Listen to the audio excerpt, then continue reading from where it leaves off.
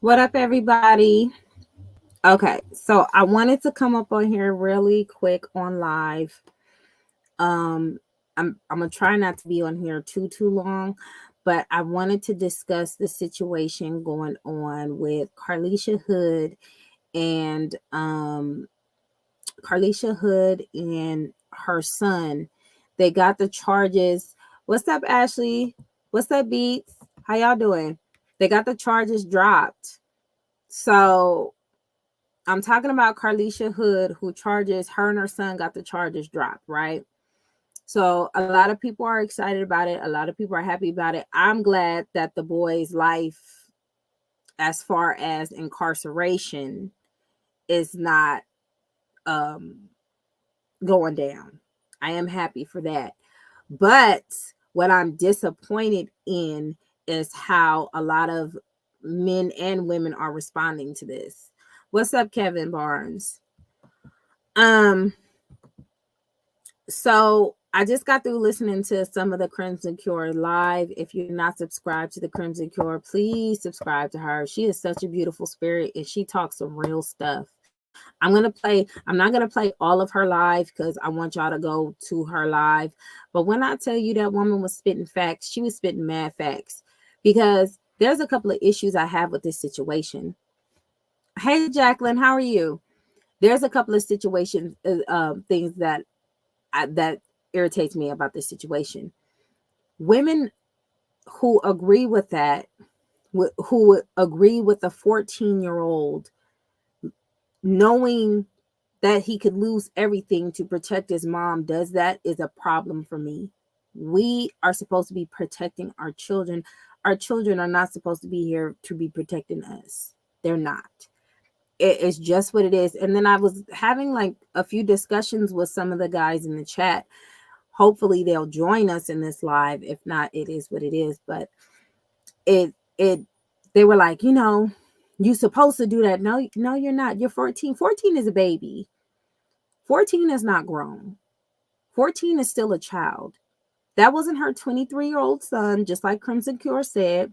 That wasn't her 30-year-old son. That was a 14-year-old little boy who could have lost everything trying to protect his mom. So I want to, what's up, Brian? I want to play some of the Crimson Cure's. Oh shit, I didn't know Heidi was live. Okay, so I'm really gonna do this real quick and then I'm gonna get off.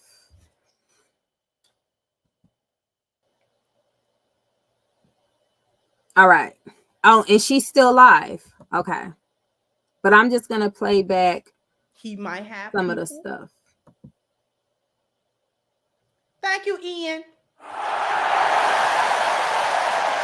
So this is the part I wanted everybody to see. Thank you again, King Trini said it was clear she didn't respect him. People do not call the bluff with people they respect, and that's the problem. Black men aren't respected. Not only are they not respected,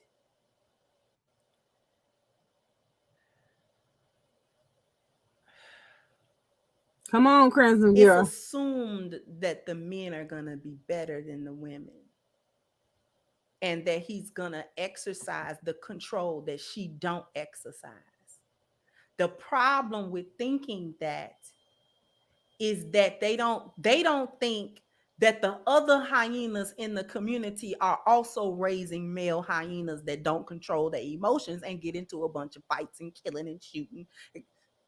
They don't take into account they're not the only hyena raising them. The hood is full of these dudes. It's full of them. What up, Tay?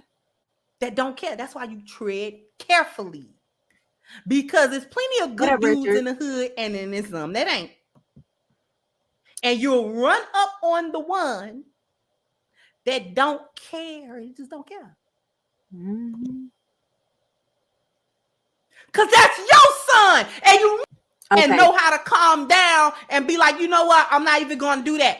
You can't. There's folks out here that is not working with a full deck of cards.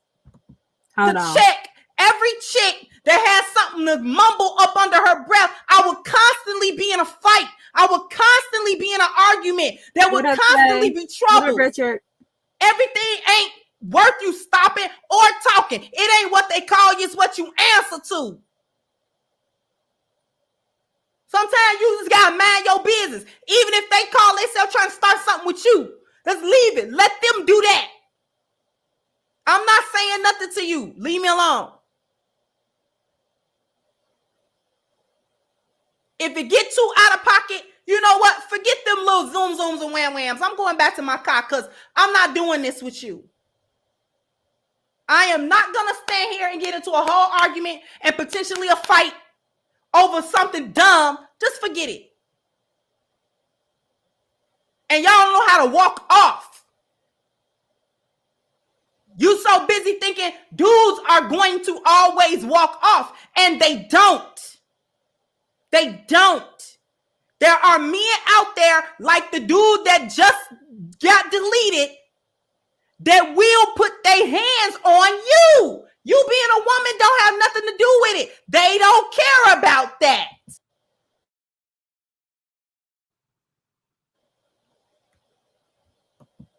And women act like they don't understand it, like it ain't never a chance to run into somebody that's gonna do that.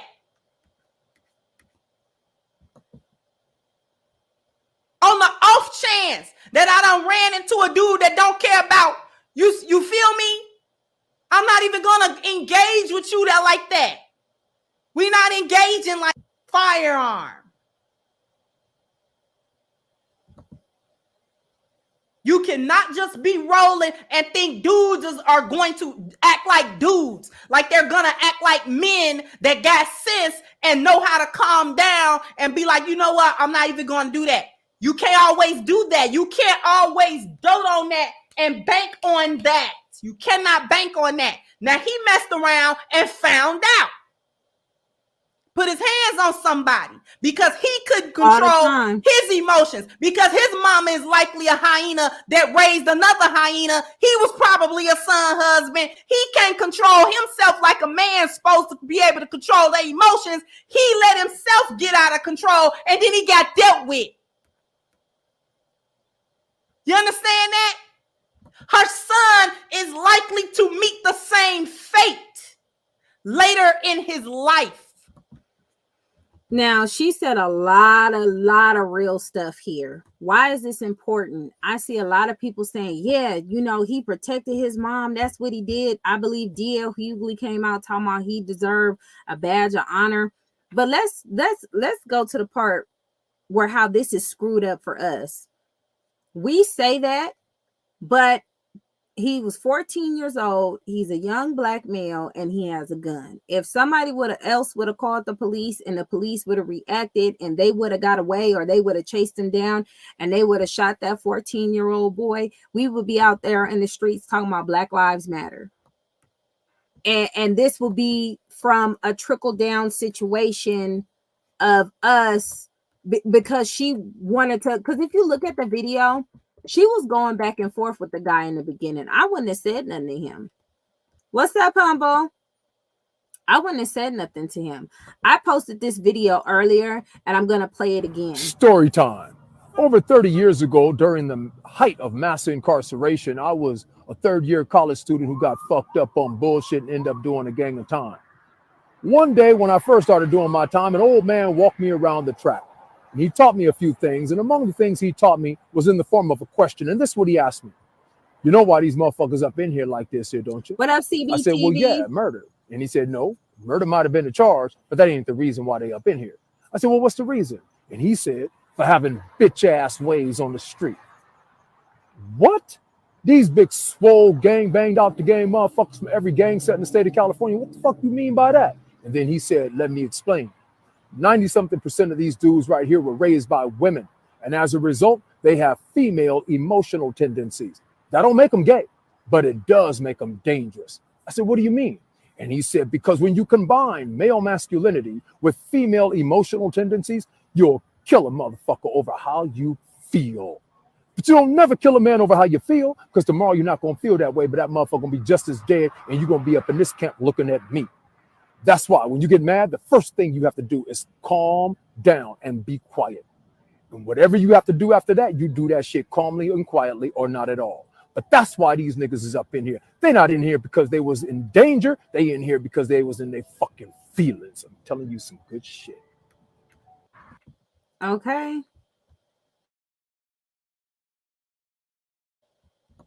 That is what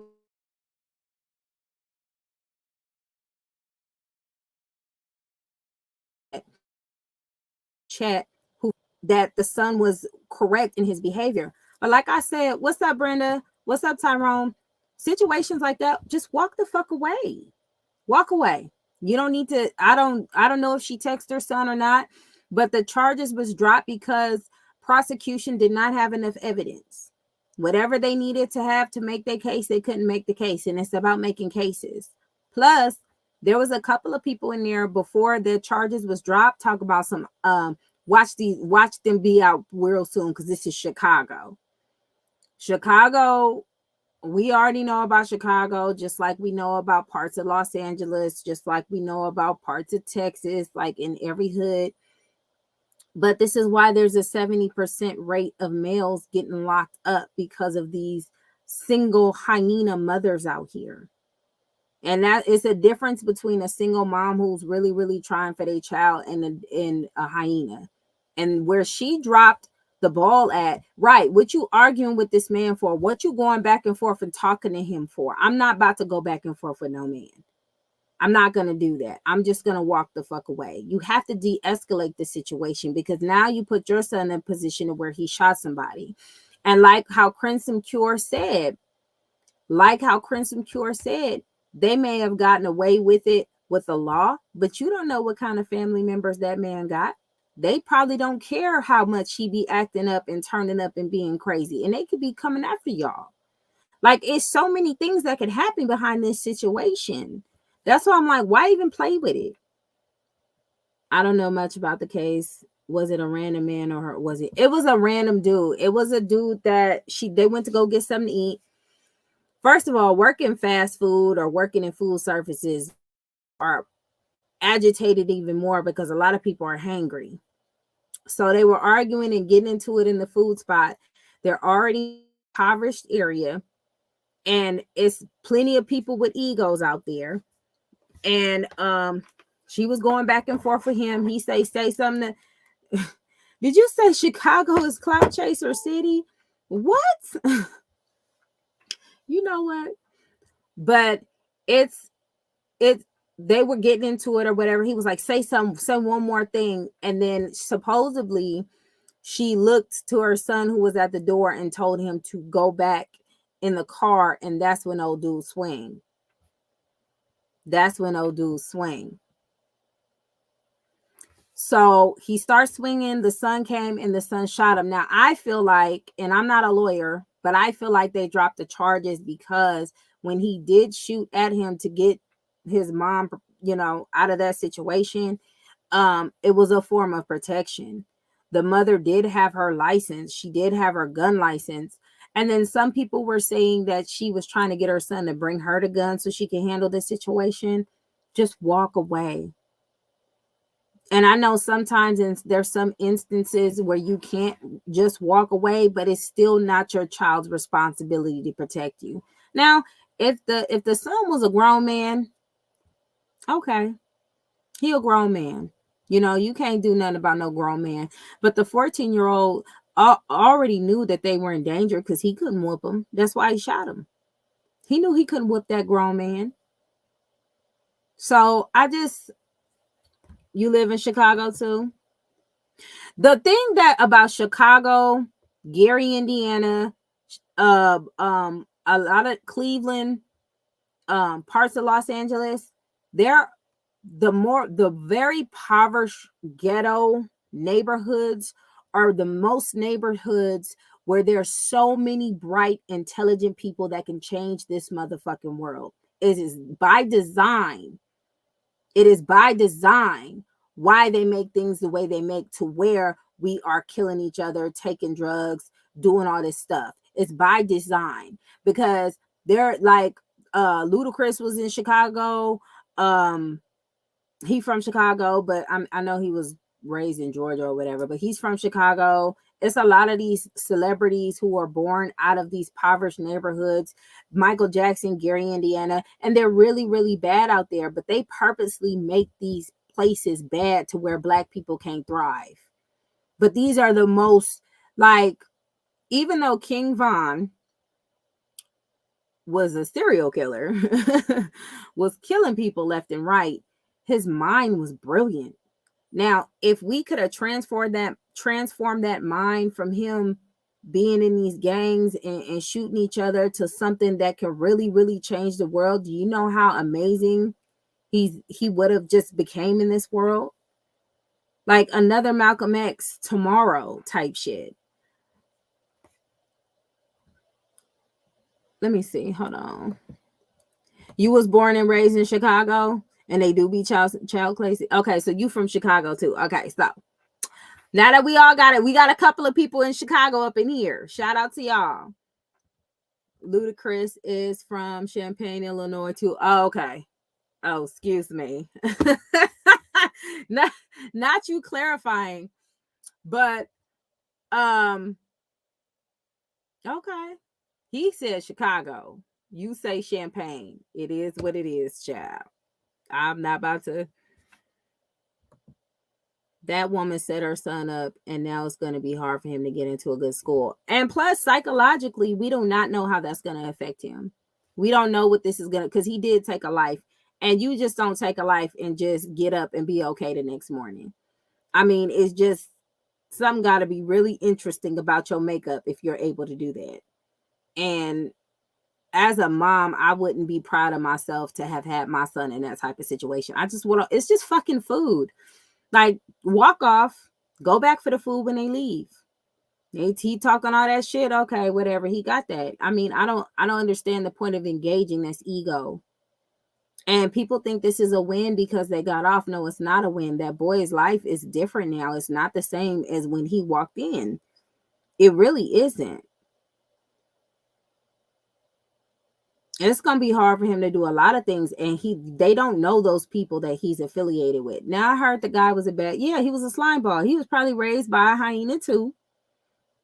You know what I'm saying? But there was this part that the Crimson Cure said in her live that I want to go back to, that just really spoke to my spirit. So they got extra aggression, extra. Hold on. She almost compromised his freedom. Okay, I think it was this part. Boy did a good thing. Okay, it was this part. Thing. Hold on. Control their emotions. He let him.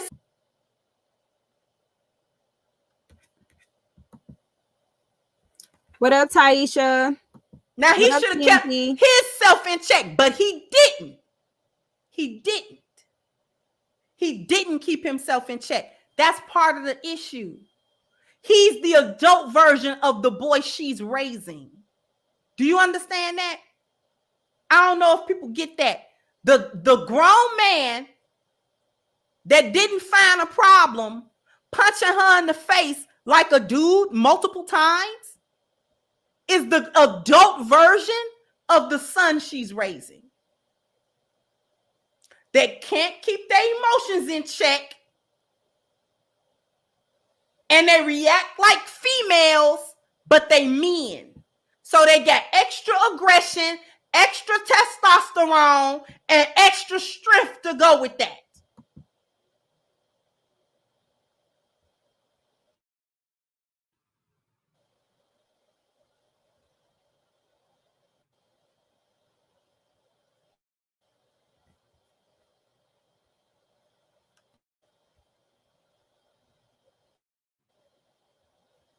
You cannot just be rolling and think dudes are going to act like dudes, like they're going to act like men that got sense and know how to calm down and be like, you know what? I'm not even going to do that. You can't always do that. You can't always dote on that and bank on that. You cannot bank on that. Now, he messed around and found out. Put his hands on somebody because he couldn't control his emotions, because his mama is likely a hyena that raised another hyena. He was probably a son husband. He can't control himself like a man's supposed to be able to control their emotions. He let himself get out of control, and then he got dealt with. Okay, I played that part. Hold on. You understand that? Her son is likely to meet the same fate later in his life. Because he go for bad. He's 14 with a firearm. Oh, hold on. Hold on. Let me. That's problem number one. They talking about, oh, he was an honest student. He was this and he was that. He's 14 with a firearm that he wasn't afraid to use. Do you understand that? He took somebody's life. That wear on the toughest of grown men. Grown men who take another grown man. That's tough for them. Ever heard a grown man that had to take another man's life? It's not easy. It's not easy to deal with the aftermath. I actually took somebody's life. Now. She don't got the tools to help her son deal with that. That's just a trauma he gonna have to process. That's just a trauma he gonna have to process. She ain't got the tools to help him, to coach him through raising a son husband. She congratulate me. She thinks, as well as the majority of the community thinks, that boy did a good thing. You think it's a good thing that you can put your 14-year-old child in a position where he feel like this is the only way he can protect you is if he deletes somebody for you. That's the part we lose complete sight that this is a kid we talking about. This a young man we talking about. This a boy. It's a boy. Your children. Your children. I'm gonna get to your question in a second, Minnie. Should not be in that position because you shouldn't put them there. You shouldn't put them there. All right, so y'all go check out the rest of that live. But that's what I was trying to explain to a lot of, well, not a lot, a couple of people that was in my comments and in my chat discussing, going back and forth with me, trying to explain to me why that was the right thing for him to do. We got to stop thinking as a Black community that's okay for us to put our children in harm's way, and it's their job to say that. That's what I say about son husbands and men being a little bit too much emotional. Being emotional is usually what a woman does. It's not what a man does. A man is supposed to be the one with order and who can take control. That's why she addressed the man who put his hands on that woman was probably raised by a hyena. You see a lot of these men who are raised by hyenas, and they just look at Blueface. Look at Blueface. Blueface is a hot mess. Okay, he don't do nothing but disrespect women. You get what I'm saying? But look at his mama. Y'all seen how she behaved? Okay, so Minnie says, do you think this was a lesson for him since the charges are dropped? I don't know what they're discussing in that household. It could be a simple conversation between him and his mother when she was like, baby, you did the right thing. You saved mama. Thank you. Or she could have said, you know, don't do that for me ever again. That wasn't your place. But we don't know. But I highly doubt it. And then you got other people commending it too, saying it's a good thing for that to go down. There's a lot of other people who are praising this type of behavior. You know what? Now he's still going to get kicked out of the house at 18. Oh my goodness. So this is a problem that needs to be addressed. We as women need to stop thinking that our sons are here to protect us. They're not. They're here because we had an act of sex and they were created. And now it's our job to raise them to the best of our ability, if we're doing it alone or if we're doing it with their fathers. Yes, he's going to have PTSD, because if grown men are dealing with taking somebody's life, just like Crimson Cure said, imagine what a child is going to be thinking. This is a lot to process at a young age. I'm about to air. I'm up in the air about it. If a man is beating on him, I would hope my son could defend me. No, I don't agree. You guys are right to your opinions. Okay. You're right to your opinions. I don't agree. What's up, Des? I don't agree with that. I don't believe it's your child's responsibility. Now, if your child is grown, your child is grown. You know what I'm saying? But if he's a child, that's a baby. If your son is 20, 19, 8, or adult age, you can't tell no adult what to do anyway. I mean, you didn't already raise them. The person is grown. He's an adult. If he wants to protect his mama, he gonna protect his mama. But this baby is 14 years old. This baby is 14 years old. He's still a child. I just don't agree. Oh, hello, stranger danger. That man was stood up to her like this, facing her like this, and she was facing him like that. They was both facing each other. I would be not facing him. I will be walking the fuck out, and I'll double back later. I'm not about to go in and go back and forth with this man for what? I'm not gonna sit here thinking I could whoop this man's ass. I'm just not gonna do that. That's what I'm saying. You can't put your child in that situation.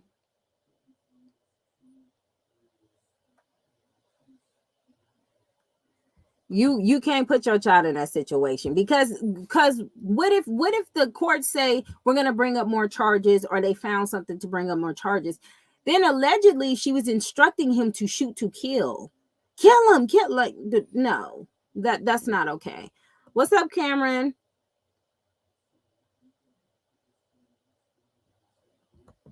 But before he started hitting on her, they were having words back and forth.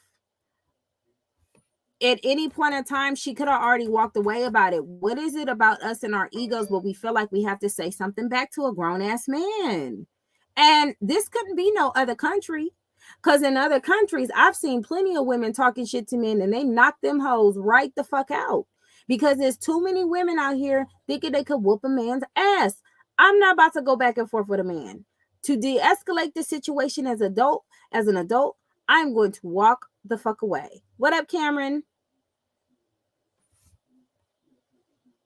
That's what I'm saying, Brenda. I would have just walked out. I'm not going to go back and forth with this man that is unhinged.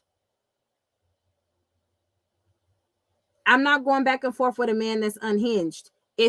But that's a good point, Des. If he beating on a woman, why the fuck do I think this nigga not going to put his hands on me? Who the fuck am I? There's a lot of men out here who do not respect women.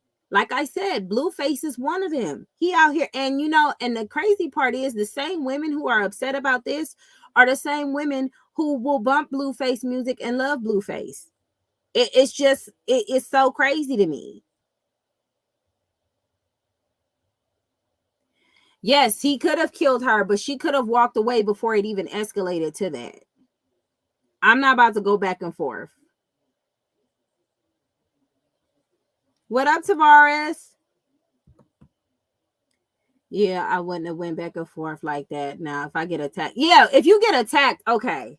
If you get attacked, it is what it is. I still wouldn't want my child to be a part of it, but and we don't even know the psyche of the son to do that. Why did he think it was okay to go to get his mom's gun to do all of that? How did he even get the gun? How did he know that gun was there? I'm pretty sure she told him. You get what I'm saying? It's just so many factors with that. What up, Darius? You heard the girlfriend say he told you. Yeah, I heard.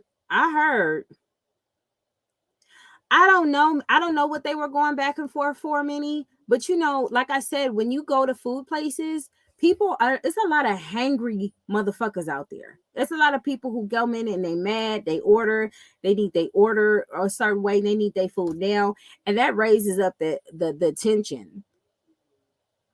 Yeah, I would have just left too. I just wish that man would have kept his hands to himself. That's all. That's no, where it started was when they was going back and forth, Ashley. That's where it started. They was going back and forth and arguing at first. It take two people to argue. That's where it started. I'm just not about to argue with a grown ass man, and I know I can't whoop his ass. Okay? Now, if she had that gun on her hip and she was like, "Look, sir, back it up." Okay, do what you will, I guess. But I'm just not interested in going back and forth with you about no goddamn food. I just, or whatever the conversation may have been about. You know what I'm saying? That's what I'm saying. She could have just walked away. She could have just, you got that. Yeah, and plus it's in Chicago. Like that's crazy.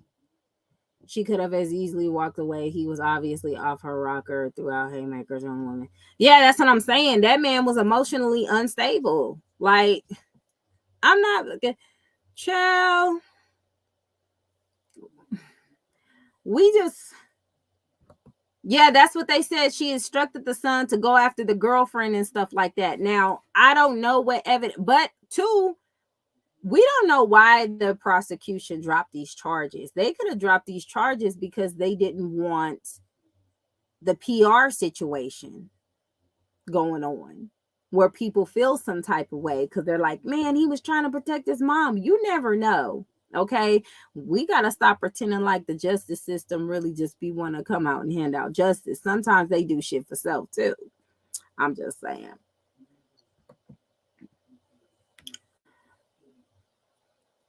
Snatched a gun out of her hand and pushed her away. Wait a minute. She instructed the son to kill the girlfriend. The son snatched the gun out of her hand and pushed her away. Wow. Wow. He seemed as though he was going to be aggressive either way it go. When she told her son to go, he was still going off. There are a lot of could haves in this situation. The whole situation is sad, but I still feel like you don't put your hands on anyone. You don't put your hands on anyone, but now her son has to live with that psychologically for the rest of his life. And like the Crimson Cure says, she don't have the resources to help her son with that. That's going to be a traumatization that live with him forever. So is that worth it? It's basically kind of okaying the sacrifice of your son's mental health for your shit. You get what I'm saying? That's why I can't rock with it, because it's like okaying the situation, okaying the okay, fuck it. My son killed somebody, he gonna deal with that shit, but he protected his mama. Like, no, I'm not doing it. Oh dang, he tried to kill the man's girlfriend too. Did anyone else get hurt? I don't know if he tried that. Allegedly, the mom instructed him to shoot the guy to kill him after the guy tried to run off. And then supposedly and allegedly, she instructed him to shoot the girlfriend as well because she was mad at the girlfriend. Now, if that's true, and if that's accurate information that she's instructing her son to kill people, that don't sound like somebody who really gives a fuck about what's going to happen to their son. I'm sorry. Now, her and her son has to watch their back. That's what I'm saying. You don't know what type of... Do you know how many people got fucked up family members out here, and they still love their family members and still support their family members? Child, I knew a woman beater, but you couldn't tell his mama and his sister and them nothing about him, honey. So there's still people who support the fuck shit out here and probably will be coming after you because you done took out their family member. They don't give a fuck what's going on. So we don't know what fate, what trigger, what else is going to go on with this. That's what they saying. That's what I keep hearing. That little boy was a graduate and played in the Shy. Damn. I heard he was trying to get the son to kill more people. Yeah. But I mean, does she have the resources to move? Does she have the resources to get that young man counseling? Does she have the money to do what she need to do right by her child? She may not have those funds. I saw the video of her fighting her son for the gun. And even with that, y'all seen, and this is just based on TV shows, honey. When you see somebody and they shoot the gun and they hold on to the gun and they won't let go and shit, we don't even know if that was just an experience. They both made their choices. They have to live with it. I definitely don't think she should have had her son do the dirty work. Right. I mean, you the one with the gun license. You the one with the, you know what I'm saying? I don't get it. I think, no, they actually, the prosecution dropped the charges. Prosecution dropped the charges. But I need to find the clip for, I'm going to finish my live from last night. They told that man family, rest in peace. They said she has a couple of businesses. What? Who said that?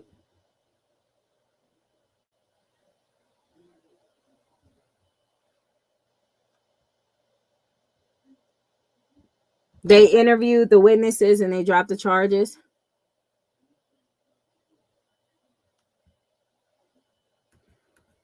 Hold on, let me go back. There's a part, I don't know why I cannot find Crimson Cure's part of what she said about our mental psyche. Hold on.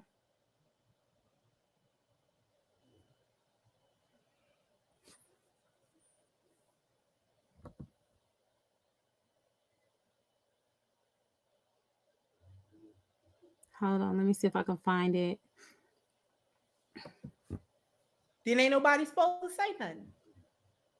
All right, I think this is where I was at. Because that's your son, and you know he got a strap.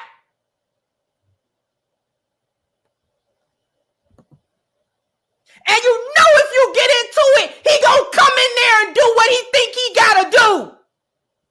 So that's why you feel vindicated and you feel okay to stand toe-to-toe with somebody and argue. And then when you get punched in the face multiple times, now your son, your 14-year-old son, not your 24, not your 34, not your 44, your 14, just hit teenage years. He ain't been in puberty long. He already got the strap. He already want to use it, and you was good with that. You was good with that. I don't care if she didn't text him to come in. You know he got it because you wasn't surprised that he had it. You know that's what he got.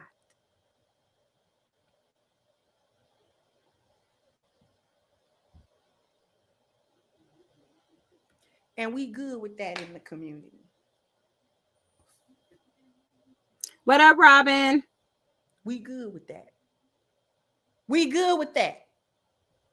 As long as he was protecting his mama, because a hyena got to be protected no matter what.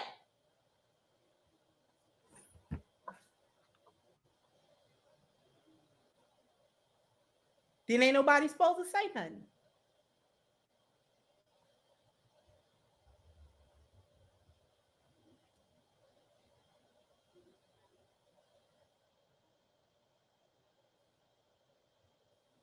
And y'all want to walk around here and act like black women aren't being protected. You put your sons up as the shield. You put your son up as the enforcer. He got to do it. Or your brother. The men that are around you, whether they are grown men or young boys, are ready to kill and die for you. What do you mean you not being protected? That's the number one lie. What y'all talking about? The black men around y'all, whether dysfunctionally or not, are ready to kill and die for you. What protection don't you have? What protection don't a black woman have?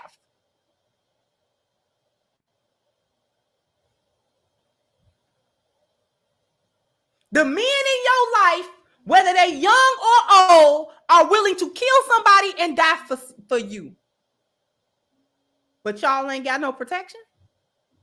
You either ain't got it or you got it. Which one?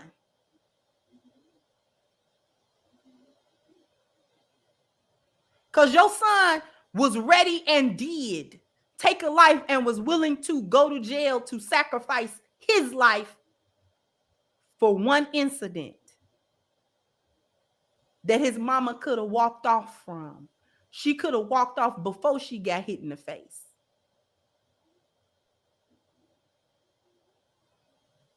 She could have shut up before she got hit in the face. What about shutting up? All right. Yeah. So y'all check out the rest of that live and see what she's talking about. But that's what I'm saying. Like, that whole situation was not necessary. It wasn't. She could have just walked out. She could have just walked off. And now your son has to live with this mentally for I don't know how long.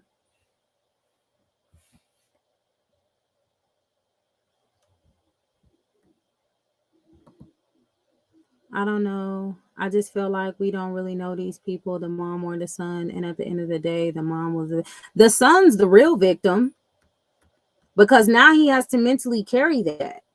And I think we as women, we put ourselves up in the forefront so much that we don't care about who sacrifices himself for us because we were a victim. She should have walked away from the situation. And that's just my opinion on it. I just don't see myself personally putting my son in the position to where he has to defend me. I will walk away first. Even with situations with my husband, I'm not about to go run and get my husband over some, because I feel some type of way, or I want to argue and go back and forth with a dude. I'm not going to do that. I'm going to walk away first. That's just my opinion on it. What up, Robin?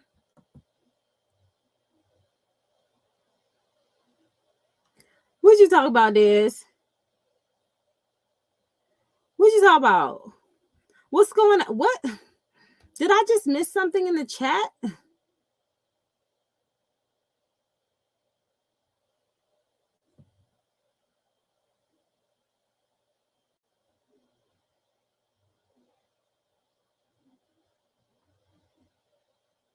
What is going on?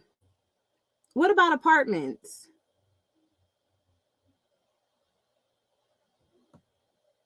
What about apartments? Hold on.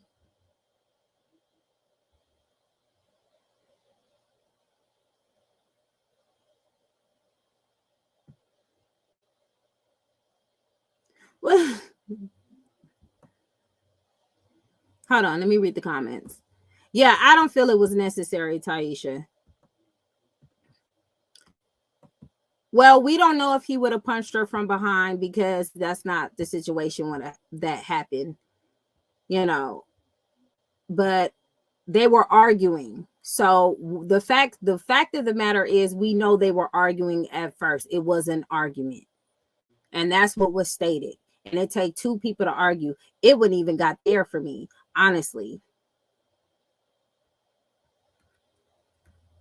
Hold on. Do the mom know this man prior to the incident? No. He was probably a fucking, a psychopath.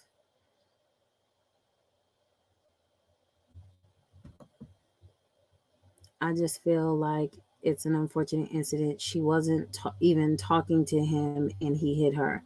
They were facing each other. So if they were facing each other, they had to have some kind of dialect. And they're saying that they were arguing. And for her to say he told you, they had some conversation before. I'm just not gonna sit here and believe that she was just standing there and the man just said, "I'm gonna hit you." It had to be some back and forth.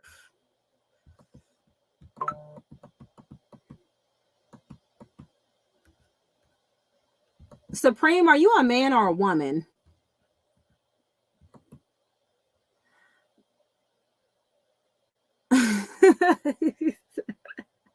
Des, you are stupid. You are stupid. What up, AV? That's what I'm saying. Does she have the resources to move if he is gang affiliated?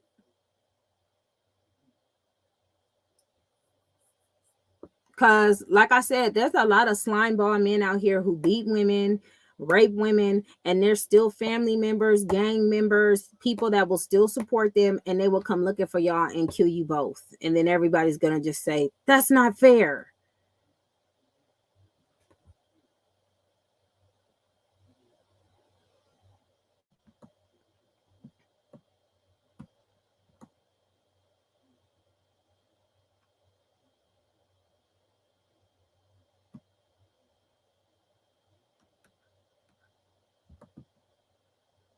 TNT said an unhinged creature posted about her baby girl. Well, you know, TNT, like I said before, if this woman could not protect and respect her own daughter, she really not gonna care about yours. I mean, the damn daycare reported for child abuse, potential child molestation, and all types of things.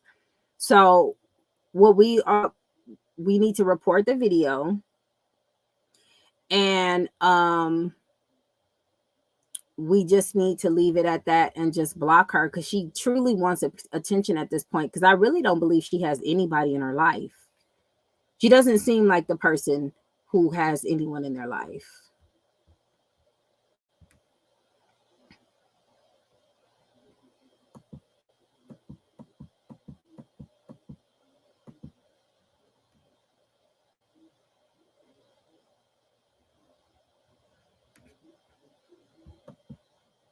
All right, Moni.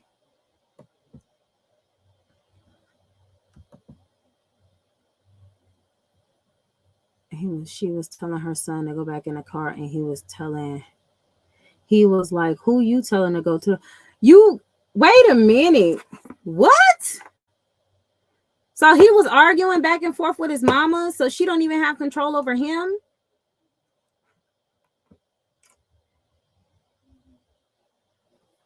Where y'all getting these videos?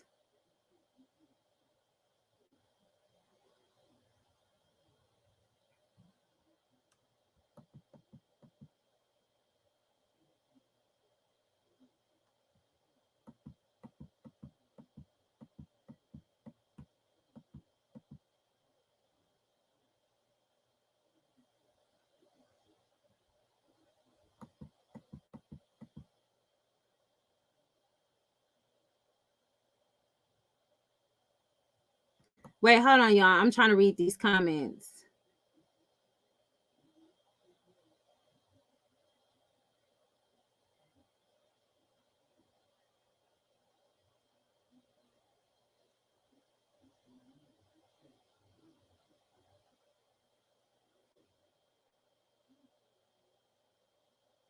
And that's kind of like on like the borderline of child pornography or something like that, isn't it? Like, you're doing that to a child. That's not, I know YouTube is going to do something about that. This is not going to be the first time she lost her channel.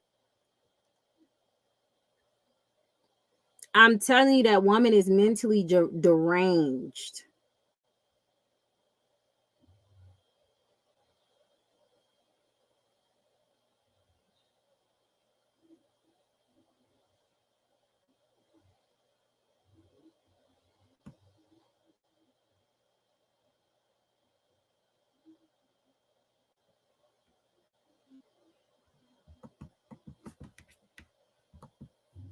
Oh, okay. Because I was like, what?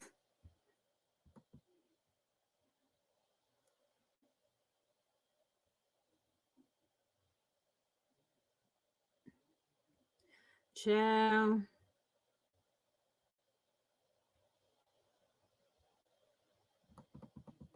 What up, Madison?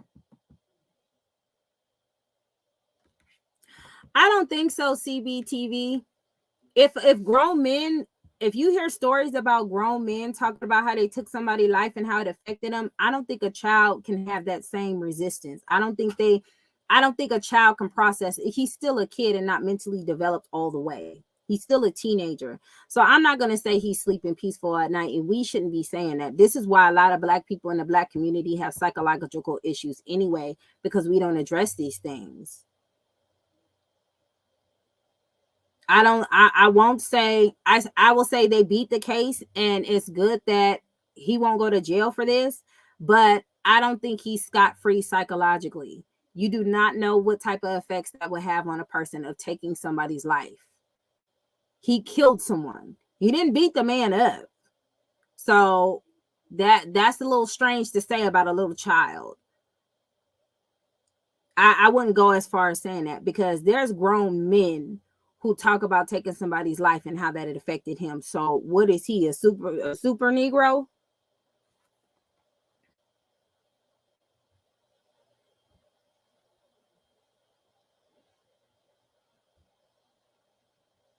Yes, the son needs to go to like some type of therapy and talk to somebody and get that correct.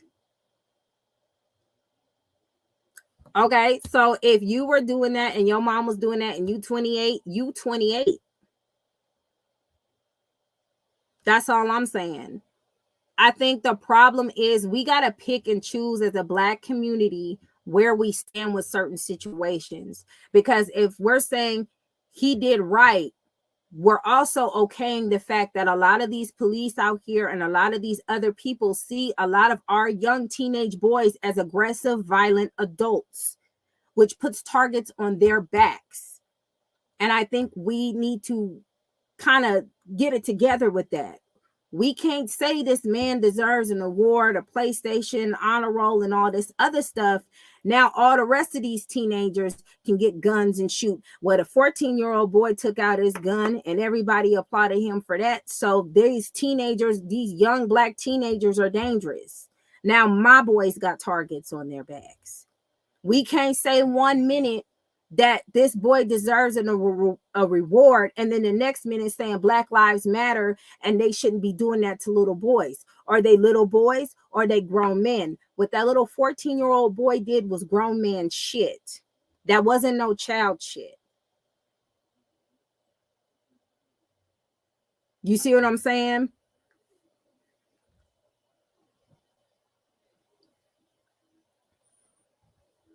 We got to pick and choose what we talking about, because I got teenage boys. I don't play that shit. And Tamir Rice was 12 with a water gun. So let's take our emotions on the fact that we love our mamas and mama is queen and shea butter and Mother Earth and shit. Let's take that out the way and let's think about the safety of our men, of our young men. Let's think about the safety of our young men and how they need to be protected as well, not just physically, mentally. Mentally. It can't always be about us. I'm sorry, it just can't.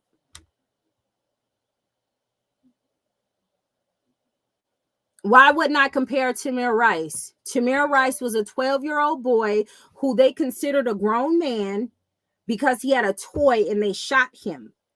When they see Black teenagers in the street, they automatically think, oh, that's a grown man and it's a little ass kid. Let's talk about it.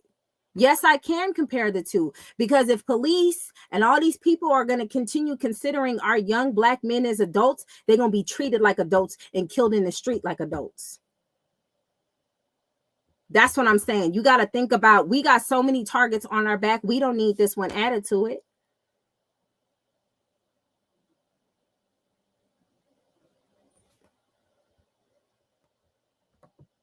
Ashley, we can't compare ourselves to white folks because we don't have white privilege. We don't have white privilege. We don't have that. We got other shit. We got nigga shit. We can't compare ourselves to these white folks. White folks can shoot somebody today and be out of jail tomorrow. I seen somebody get arrested, went off on the cop swinging on them and stuff. She got probation. Okay. We don't have the, as frustrating as it is. Okay. We don't have those type of benefits. We don't have it.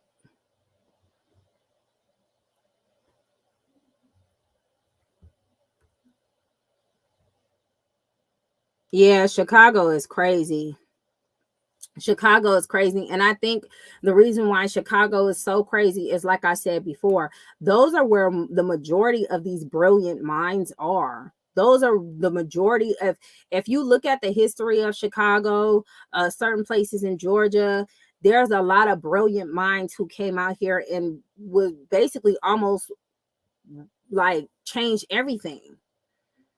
But you gotta, you know, you gotta put certain things in place to, you know. I'm interested in seeing what Tariq Nasheed has to say about this too.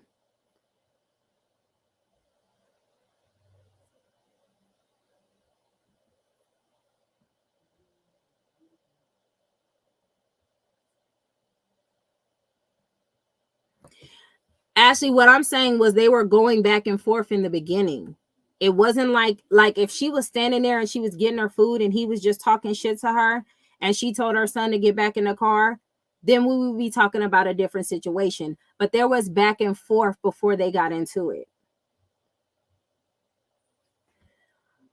Supreme, again, you saying the courts agreed with Trayvon Martin's murder. Are you really trying to use court talking points? So Trayvon Martin killer was correct in what he doing, because the courts agreed with him too. Don't do that. Don't do that. I don't know why y'all think that type of stuff is profound. Do you know how many court cases agreed with the white supremacist movement attacking us and they get away scot-free? They agree with that too. So that means they're right. Segregation was a law, so that's right. Come on now. I'm sorry. If you want to make a point, that's cool. But you can't say stuff like that to me, because that don't make sense to me. Because if you're going to say, well, the courts agreed with it, well, then the courts agreeing with Trayvon Martin make it right. And all the other people that was murdered, the courts agreed with that, made it right. A police officer going into a man's apartment and shooting her, she got a lower sentence than when the courts was right. Like that, you can't say that.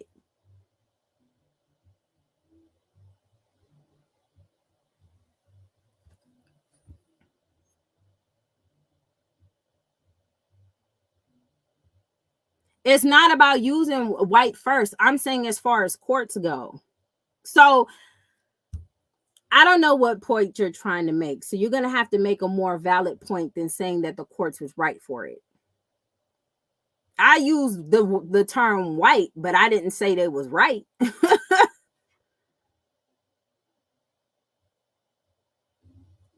Regardless, if I use the term of white people, I didn't say it was right with what they was doing. I was saying I understand the system and how they use it to their benefit.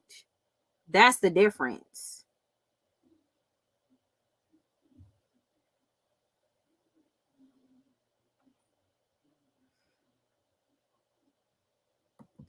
Ashley, nobody's saying that man was right in what he doing and putting his hands on her.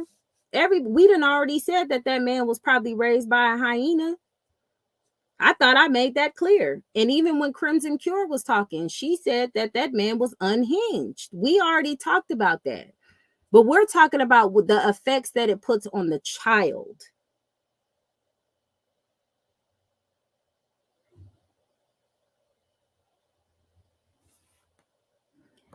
You can't say white people will judge him for protecting his mother with a gun when those same white people freed him in this instance. But you cannot sit here and say that people treat teenagers, black male teenagers specifically, as grown adults.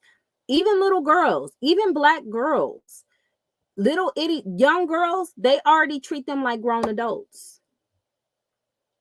It was a study on this. So we're already up in age when people look at us. When situations happen to younger white kids, they get slapped on the wrist. I mean, what happened to that college dude who raped a woman behind the trash can? He got 4 months of probation. They was gonna send him to jail, but the judge decided he didn't want to do that to him because he don't know how it's gonna affect his life. We don't get those type of privileges. Now, just because they got lucky this one time don't mean that there's something bigger in place. I'm not ever going to think that the courts are really truly supporting us. We can't be that naive, especially when there's a system in place. If y'all ain't seen that movie on Netflix, Y'all need to go watch it. What was that movie called? 13? Chapter 13 or some shit? What up, Tiffany?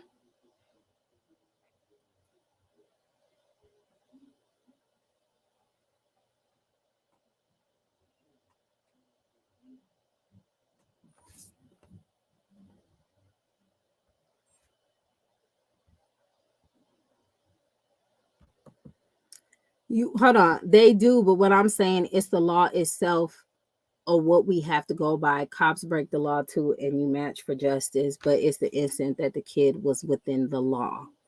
That's fine. The kid was within the law. But now saying getting the boy a PlayStation 3 or 5 or whatever and glorifying the situation is not going to benefit the child either. Because you don't know what the child is dealing with and when what he's processing.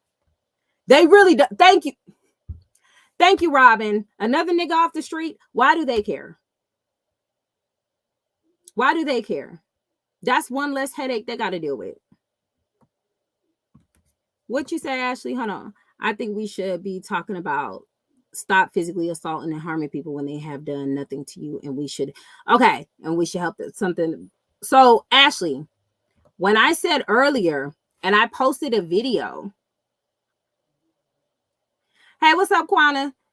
And I posted a video about how emotional men has these feminine traits. And this is why they need male mentors. That was doing that. When I post Miss Shahrazad Ali stating the fact that these men with feminine traits out here doing crazy stuff, that needs to be controlled. Growing up, they had boot camps. They had Boys and Girls Challenger clubs. They had, what was that stuff called? Brother programs and stuff like that. Big Brother. They had all kinds of programs for young men to grow and expand their life and change because the fathers weren't in their life. They had all these in place, did they not? Where are those programs now? Where are those programs now? People don't even know what Boys and Girls Challenger Club is. And there was one, I used to go to a Boys and Girls Challenger Club. It was right over there off of Crenshaw. Was that Crenshaw? And I don't know. It could have been over there by Figueroa. Over there where that KFC is. In the old Kmart. Because Kmart not there no more. In the Newberries. But anyway. That's what I'm saying. You don't hear of these programs anymore.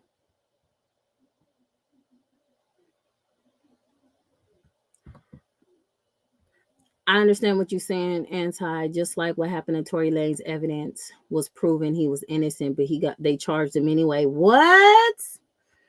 See, I didn't really I'm not even gonna lie to you. I didn't even follow that story 100%. Like when it just got too mucky and the friend was talking about, I don't know, she lied or it just got really strange. And I didn't really follow the Tory Lanez situation, so I don't know much about it. But I don't know. I would have to kind of go back and try to check on the Tory Lanez situation, but I don't really know much about it. But that's fucked up. If that's real, if that's true, that's fucked up.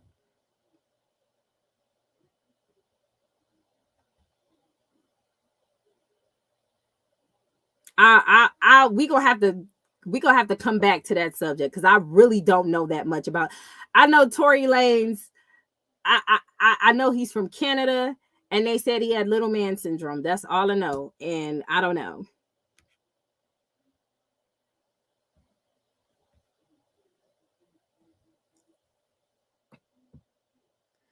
Okay, so let me see what. I get what you're saying. I'm not saying young boys should carry guns. The boy used his mom's gun. I'm saying he saved her life while other men watch. And I understand. And that's okay. Let's talk about that too. Let's talk about all of that. Okay. Let's talk about all of it as a whole. If we as women, right?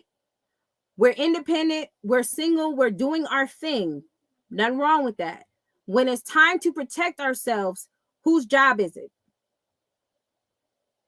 What I'm saying is, although the son did that and he got away with this, the case because they didn't have enough evidence or they didn't want to prosecute, whatever the case may be, I think that's a good thing because he didn't need to be in jail. Because right now we got the booty warrior out here out of jail, and he married and he don't want to do no, he don't know what to do with himself because he's married trying to be faithful to his wife, and he thinking of ass, and he was arrested at 16.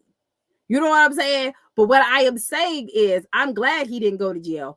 But is whose job is it to protect us if we choose to be out in the streets uncovered? What up, PJ? We really need to have these discussions. And for all of the men that didn't do anything, what type of men are those? What type of men are those? What's going on with that?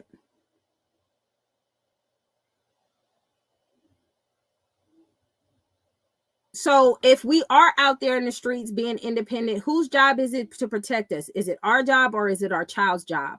What I'm saying is, I don't think it's a child's job to have that mental sacrifice for himself to protect me. I just wouldn't want it. I wouldn't want that for my sons. I just wouldn't.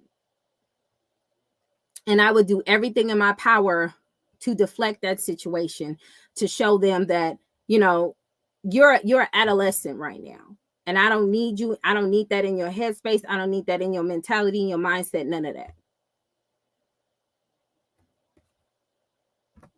You've been in the bushes. It is a lot to unpack. It's a lot to unpack. So it's so much to it. Because like I said before, a lot of these men who are violent and aggressive, majority of them come from single mother hyenas. Okay, not just single moms. Those are, I feel like, me personally, I feel like single moms who do what they need to do. They try their fucking best. Okay, but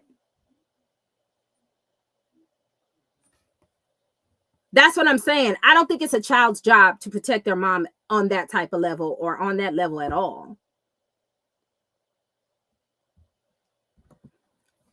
And also, just like the Andrew Tate shit. Okay, so I don't know about the Andrew Tate shit either, because I don't know about the Andrew Tate shit. I heard from, this is what I know about Andrew Tate. From what I was told and what I saw, that he was like, and I could be totally wrong what I'm about to say, but this is what I saw, little bits and pieces. He was like the leader of fucking passport bros, okay? And he was letting everybody know that Americanized women are too aggressive, they're masculine, they're not nurturing, blah, blah, blah, blah. And he started a whole movement telling people how they can get their passport and stuff and all this other shit. And then they like said he was sex trafficking. Am I right? Am I wrong?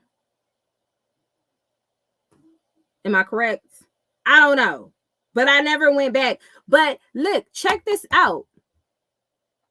Even the situation with Bill Cosby, it has a lot of controversy, right?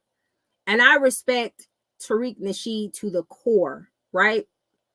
And he feels like that whole situation with Bill Cosby was a setup, right? Because it took him a long time for them to get Harvey Weinstein. And the only reason why they got Harvey Weinstein is because the people in the Black community just kept talking about it, like they wouldn't shut up about it, right? But Tariq Nasheed went so hard on one of the alleged victims, and the lady he went hard on is a woman I knew. Like, this woman fed me. I've been to her home. I knew who her ex-husband was, because at the time when I was around them, she was still married to her husband, and her husband was a civil rights attorney. So he went so hard on her, though. He was like, she wearing a fro now, and she trying to be black, trying to be pro-black all of a sudden. And, you know, I've been knowing this woman since I was a child, and I'm like, but she always had that fro. But then he shows a picture of her with her hair straightened. But before any of this situation happened with Bill Cosby, I knew that woman, and she always had a fro. Every time I seen her, she had a fro. So, you know, But I'm not saying she's right. I'm not saying she's wrong. Allegedly, she told someone I knew about it when it happened. But I don't know how much I trust that, because the person who told me that information be extra. And I don't, you know what I'm saying? I just, chow. What PJ say? I agree. The boy shouldn't do a man's job. The men should have broke that up. But Supreme, there is a whole thing on YouTube with all types of men saying that they're not helping women anymore because of, like, they say they can do it themselves. They say they can protect themselves. I was just watching a video on that where even Tariq Nasheed has said it. If you can't be nice to these women because they're always, whatever, don't say nothing to them. Don't protect them. Just leave them alone. Who else said that? It was a bunch of people. I think one of my YouTube creator associates has said that as well. There's a lot of men who feel like they don't want to help women or step in with women because they don't believe they acting like a woman. And I believe I just posted a video on the community from the Crimson Cure stating that very same thing.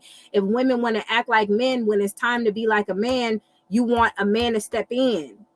So it's a lot to unpack with that, Supreme. Like, for real, it's so much with it. It's so much with it. And we got to figure out, are we going to be unified? Are we going to be independent? Are we going to be covered? Are we not going to be covered as women? Do we got it? And that's the thing too. And that's why I say men don't get a lot of credit for the things that they do, because men do protect women. There are men out there, but there are some men who stopped because they may have had a messed up experience with trying to protect a woman and the shit went left.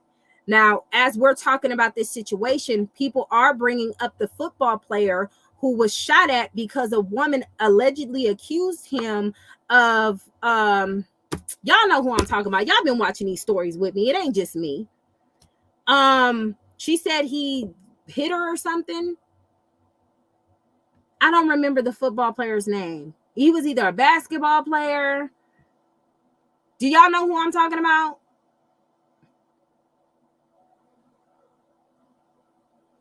It was, anyway, she lied to her friends and they're all on trial. I don't know if the trial is still going,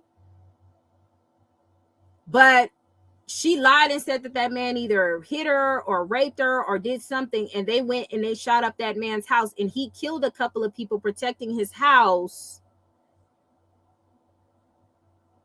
Yeah, he killed the guy with his own gun. What was his name, PJ? I'm gonna go back up in the comments in a second.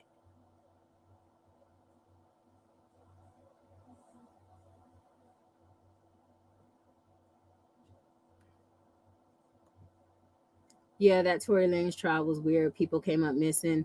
That was weird too. That whole people come up missing and evidence and stuff. That I just checked out.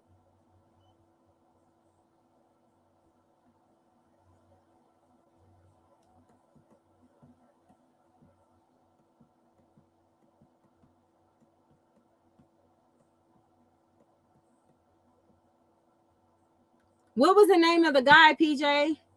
Because he was like a famous football player, a basketball player, right?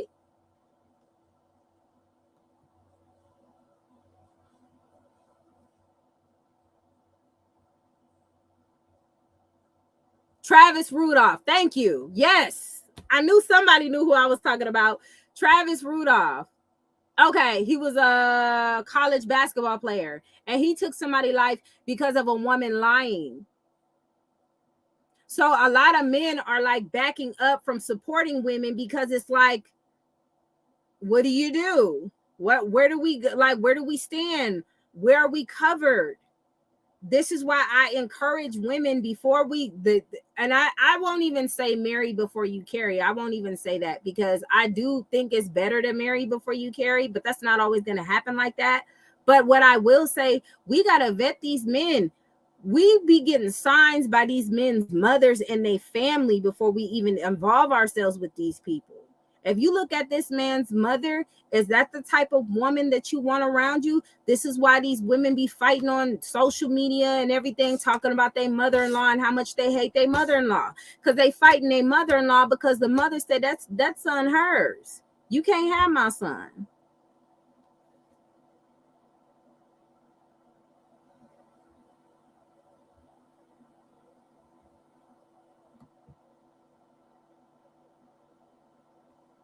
Men, black men today, saggy and showing a whole booty more than woman. They called Sierra and Megan men.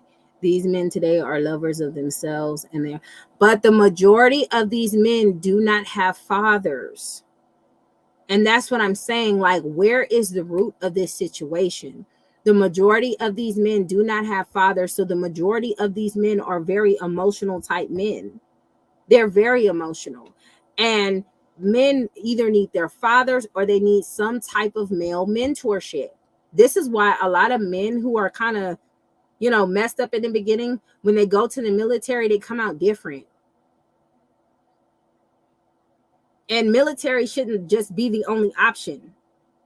But where's the male mentorship? Where's the grandfathers? Where are these people that are supposed to stand in and help teach these young men how to be men? It's just like that video I just played. I'm going to play it one more time. Hold on. I'm going to play it one more time because this man spoke straight facts. It's unfortunate he had to go to jail to hear it. But let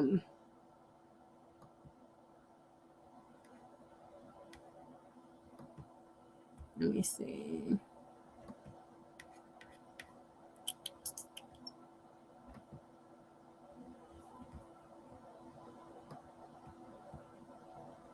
This one right here. Story time. Over 30 years ago, during the height of mass incarceration, I was a third-year college student who got fucked up on bullshit and ended up doing a gang of time. One day when I first started doing my time, an old man walked me around the track. And he taught me a few things, and among the things he taught me was in the form of a question. And this is what he asked me. You know why these motherfuckers up in here like this here, don't you?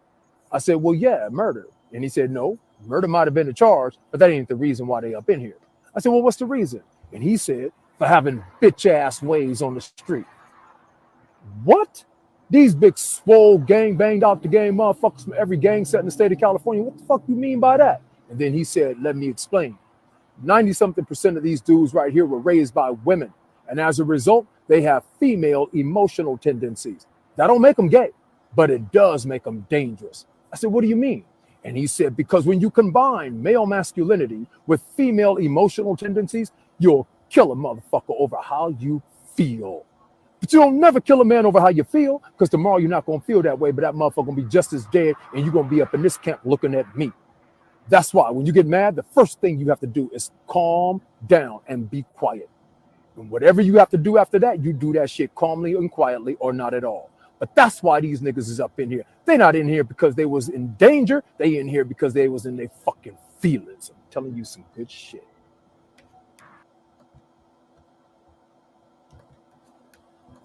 Okay.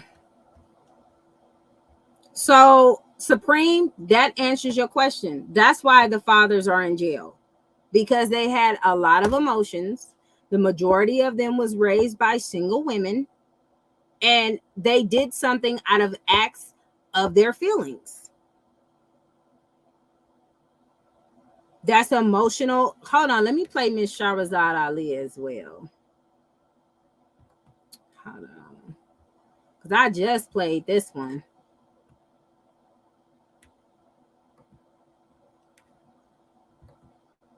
Unfortunately, as I say, since money has been used as the measure, many times if a black man does not have money to give us, we won't even let him see his children. We won't let him spend any time with it because he does not give us whatever the child support is. And I'm not saying that we don't need money to raise a child, but I try to explain to black women that raising a child consists of much more than feeding, clothing, and sheltering it. That's maintaining one. To raise one, you need a return of the parental coalition of the father and the mother to put the proper values into the child.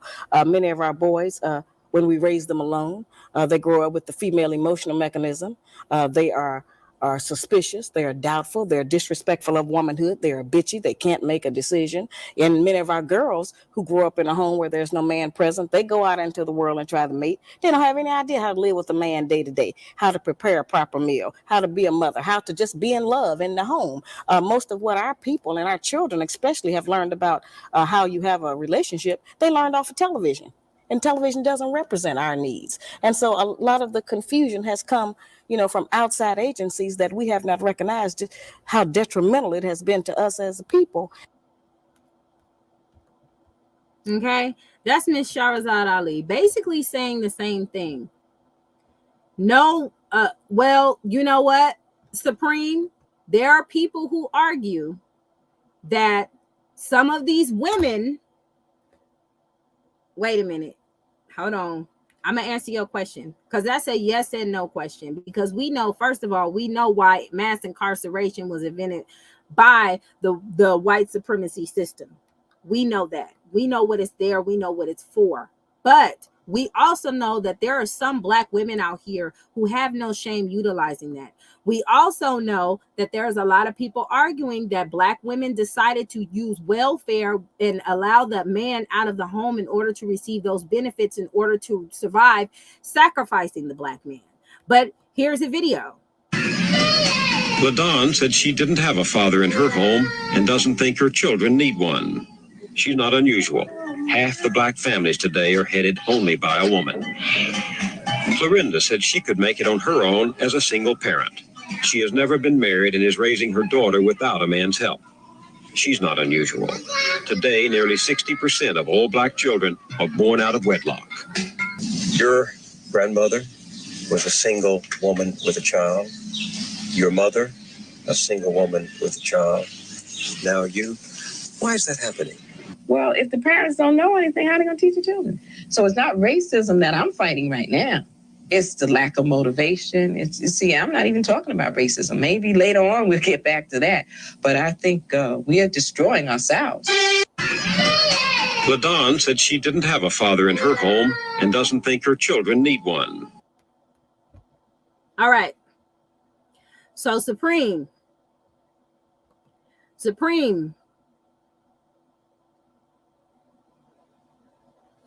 we could argue this, but one thing is prominent, that there's something going on within the Black community that's causing this. Where's the issue? Because these women here have had their children. What up, Des? Have had their children, have had that.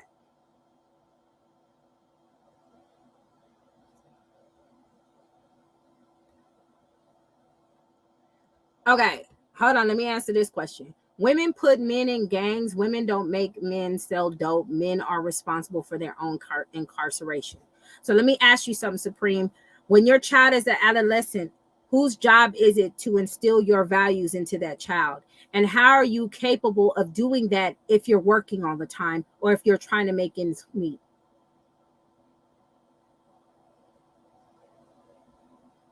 When me and my husband go out to eat, we see tables of women and children all of the time.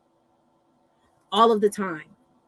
So the best solution for this, women, we are the ones who control who are birthed into this world, right? We are the ones who can decide who can come in and out of this world. So in my opinion, if that is the issue that we face, we as women need to start vetting these men, checking out their families, checking out the red flags, and then if we can, marry before we carry. Do all that we can in order to get good stock. Remember back in the day when marriage wasn't about love and it was basically about duty, and people wouldn't let other people affiliate with certain people because of bad stock? We need to get back to that. We're glorifying single motherhood. We're telling it to the point to where girls at a young adolescent age believe, I'm going to get a baby. That's the first thing they jump through, is getting a baby. They don't even talk about marriage. They don't discuss marriage. They don't talk about a man being in the home. They don't do any of that. As soon as they get, I've had nieces who was like, it don't matter if I get pregnant, I could just get on the county like my mama. So that mindset somewhere has to change. Then we got the sexualization of women. I seen so much ass on the BET Awards last night. Just so much. Kids are very impressionable. These women are promoting this sexualization along with it. They're going along with it. Okay? There was a time where Aaliyah, Left Eye, the only person who was out here just dressing out and we was like, oh my God, was Lil' Kim and Foxy Brown. Okay, nobody else was doing it. When Lil' Kim came out with the little hobos out and stuff, everybody was like, what?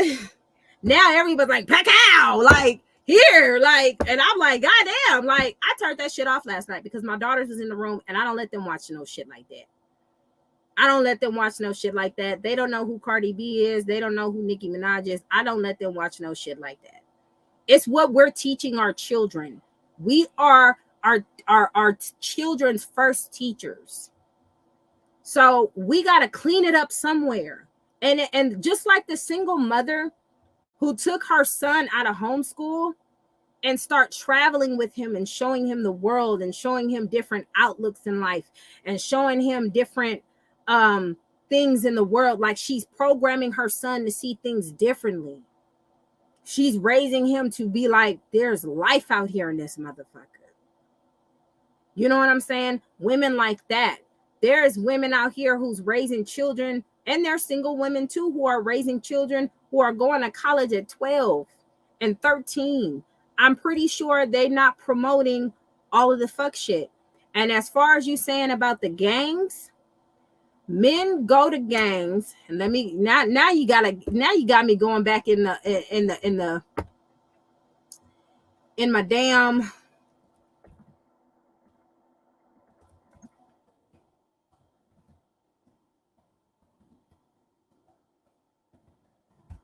my damn shit. Hold on. Let me see if I can find that video. I think it was this one. No, but the kids who lack fathers, I mean, first of all, they can find that to some degree in their friends. And that's often what fatherless boys do in particular. They go into gangs and they generate the missing masculinity in the gang. Well, that's not so good because, like, what the hell do they know? Yeah. They don't know anything, right? They're just stupid kids and they're like 15 years old and their testosterone is pumping and they're trying to get the hell away from their mother, which is what they're supposed to do. And they're not in the right position to exercise any authority over themselves. So that's not good. They can find it in education. They can find it in books. They can find it in movies. They can find it in sports heroes and so forth, because the image of the father is fragmented and distributed among the community. But it's very, very difficult to not have a father. Right. And, you know, one of the things that we're doing in our society, which I think it's absolutely appalling, is that we're making the case that all families are equal. It's like, sorry, no, wrong. And there's no empirical data supporting that proposition, by the way. It's much better for kids to have two parents. Okay. Now, who those parents are, that's a whole different issue. I think it's the same issue, you know. I mean, I think that another danger that emerges, and this is Freud's, of course, famous observation, is that, you know, if there's mom and child or father and child, that relationship can get a little closer than it should. And then the lines get blurry and mixed. And I'm not saying that that happens to everyone, obviously, but it's still a danger that's inherent in the situation. They're thrust together too tightly without sufficient resources. And so the responsibility has to be distributed more. And like, I really do think that it's the sign of the degeneration of the society when... I don't want to play too much because I ain't trying to get copywritten, but y'all go to that video too. It's very profound. It's very knowledgeable. It talks about the importance of it. I saw JT punching on Lil Uzi Vert and they was walking out looking crazy. Woo, child. That, oh God, the ghetto. So Supreme, I hope that helps you out with what I'm talking about. We know the issues, but where do we go to fix these issues? It's, in my opinion, it starts with the women because we have the babies first. they're in our care first, and they're going to absorb and take in whatever we dish out to them. And if the father around, or if there's a prominent uncle or grandfather or somebody with some sense around to instill those values in that child, I think that's more beneficial to the child than some of the mindsets some of these hyenas have out here. And I think we get emotional and we get upset and we get attacked about the situation. But in all honesty, we got to fix it. It's a problem. This is not who we were in the 60s and 70s. This is not Tulsa, Oklahoma. You know what I'm saying? Well, we was prominent, like the Black community. We forget how powerful we are, what we can raise, what we can do. Despite white supremacy, we still have managed to get some of us up to the top. We still have managed to do some type of things to get us a little bit there, but there's still a wage gap. You know what I'm saying? It's so much to unpack here. So do we continue to say, well, it's that person's fault and it's that person's fault? I can blame the man all I want to, but I can't change the man. What I'm doing is telling us women that we need to do something on our end. And the men, they got to do something on their end. I was just watching Tariq Nasheed last night on live. Baby, Tariq Nasheed came through, honey. Hold on. Wait a minute. Look at his thumbnail. Look at his thumbnail. Hold on. There was a play. You look at those blaxploitation movies, the interracial sex is wide open now. So now the white feminists, they didn't come in and they didn't said, hey, take your bra off and let your titties hang. You don't need one man, get you a bunch of men. Yeah. So now sexual degeneracy is happening again. So now the disco thing is happening. Now we're getting into the 70s, the Studio 54, that Sodom and Gomorrah. It's just going crazy in the 70s. Yeah, they're having sex in the club, drugging it up in the club. So now Black folks got access to interracial sex. You got access to new drugs now in the 70s. The heroin game is popping. Angel dust is popping. Dude, Shern sticks, acid, Quaaludes, LSD. You're just indulging in degenerate behavior with the white supremacists. Now, they can absorb that because they have a strong foundation. We're doing this stuff and we're already a weakened group. We're already weak and we're doing this stuff and that's making us weaker. All right? So the 70s, a lot of degeneracy going on, a lot of sexual confusion going on. The 80s, we start kind of getting our minds right again. The 80s, early 80s, we have the buppies. The job market is good in the 80s. We have a lot of upwardly mobile Black people. We're doing good in the first part of the 80s. The first part of the 80s, we're getting good. We got our minds right to a certain degree. The Black urban professional thing started popping. We got off the LSD. The heroin thing was like a no-no. We didn't want to do all that. So we wanted to be upwardly mobile in the early 80s. Then all of a sudden, right in the mid-80s, they threw the crack at us. They threw that crack at us. Yeah, they have the yuppies. The white people were yuppies. We were buppies. And then they threw that crack at us in the late 80s, the mid to late 80s. And then AIDS started popping up. And then that started hitting. So now our communities got really devastated in the late 80s, going into the 90s. So in the 90s, there was another conscious renaissance again. We decided to say, hey, man, the crack thing ain't cool. The hip hop community got together and said, hey, man, this crack thing, everybody got to stay off the crack. we got a more conscious mindset in the early 90s. Even though gangster rap was on the rise, there was still a certain consciousness with the gangster rap. If you listen to NWA's first album, Straight Outta Compton, it was a fairly conscious record if you just play past the cuss words. So in the 90s, people are rocking the Afrocentric colors. They're being more Black conscious. There's protests going on. We're standing up to oppression. The Rodney King riot happened out here in LA. Fight the power, the do the right thing movement came popping. So we had another movement of consciousness. Yeah. We'll have a conscious movement, and then right after the conscious movement. During that Rodney King situation, when I tell you, I was young when that happened, right? When I walked out of my house, all you can see is smoke and ashes in the air. You couldn't see the skies. It was really bad. You seen ashes falling. A lot of stores they done tore up and robbed out here. None of them came back. Don't nobody know what the Boys is. The Boys was a very good grocery store that was popping. After that, it was bad in LA around that time. It was really, really, really, really bad. People were stealing TVs. I was stuck in the house for weeks because it was just too much. It was too much. That's when I lived on Crenshaw. I love me some Tariq Nasheed. Tariq Nasheed be speaking facts.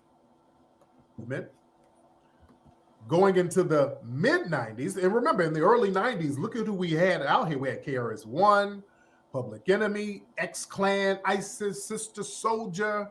Oh man, so many conscious groups out here. You understand? Even Tupac stuff was fairly conscious early on. True. Okay. 95, we had the Million Man March. And that was the pinnacle of the consciousness of the early 90s. That was the pinnacle of the consciousness. Queen Latifah, yep, she was one of the main ones. When we have a conscious movement and we felt like, okay, we've achieved what we need to achieve, now it's party time. So what happened right after the Million Man March?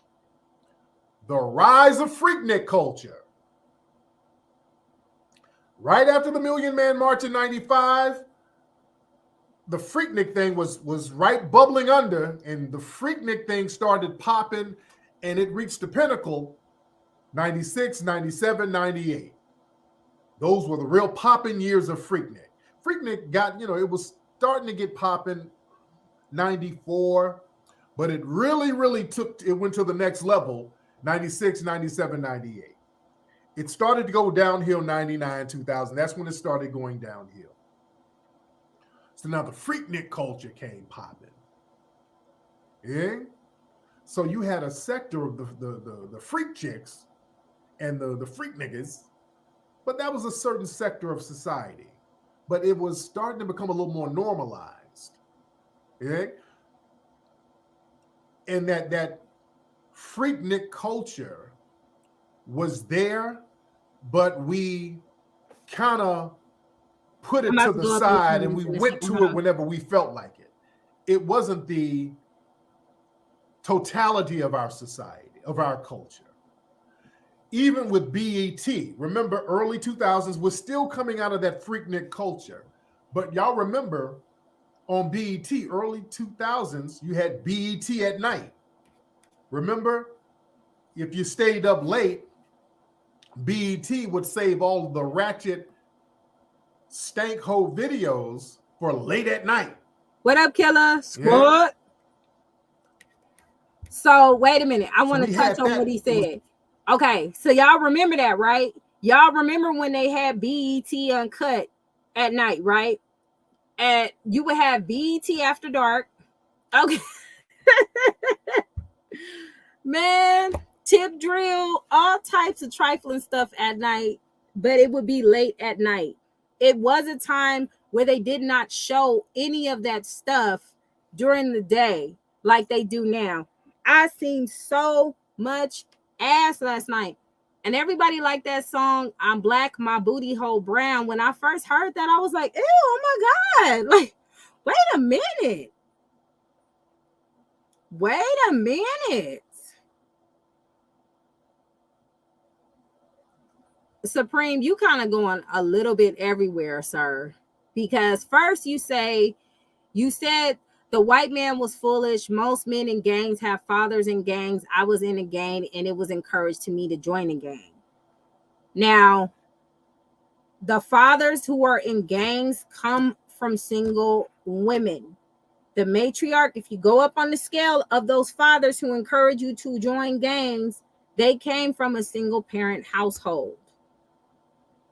They came from a single parent household. The majority. Now you got your little anomalies here. There's some people who just like, we got 23-year-old, 26-year-olds now who are just joining gangs because they think it's cool at an early adult age. Some young men out there do want to go for bad, but that's not the majority. You don't see the majority of men with father figures or male mentors going for bad. It's the majority of single parent households.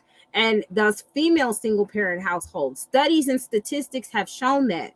So if we are aware of this and we know where the root cause is, we know as women, if we have these kids, what are the steps and tools that we can take to put them in a better opportunity to not be in those type of positions to want to join gangs, right? So you'll say that, but then you'll say, the crack was by Reagan and all that stuff. Where's the responsibility? You don't even know what Tariq Nasheed is talking about. Now, I'm going to put some context into it. What he's saying is there are times where we become conscious and then there's some stuff that gets slipped into it. He's not negating the responsibility of who used it and who was on it. He's just giving you a format of what happened. Just like when Black people were getting rich and they were getting famous and they were moving in all these white neighborhoods, they would do white flight. All the white people would move out and boom, they put a freeway up and the property is no longer valued. It's not about not taking responsibility. It's understanding where things has happened at and what changes we can make on our end. So that's what I'm saying. I think that's where we're deferring. You're kind of a little bit all over the place. You're like, it's not the kid's fault, but it's not the woman's fault, but we as Black people need to take accountability. Like it, I don't understand what you're talking about. You're kind of all over the place. You got to have to explain to me or express to me what you're trying to say.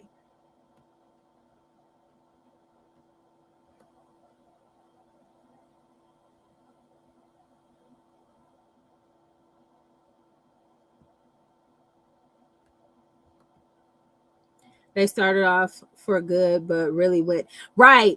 Okay. What gangs, and that is the history of gangs. When gangs was created, first of all, the mafia created the mafia for their own reasons. That ain't got nothing to do with me. I'm trying to keep up, Quana. I really am trying to keep up. He's kind of all over the place with it. But gangs were first started because of white supremacy, because these Black kids would be attacked by a lot of white people, right?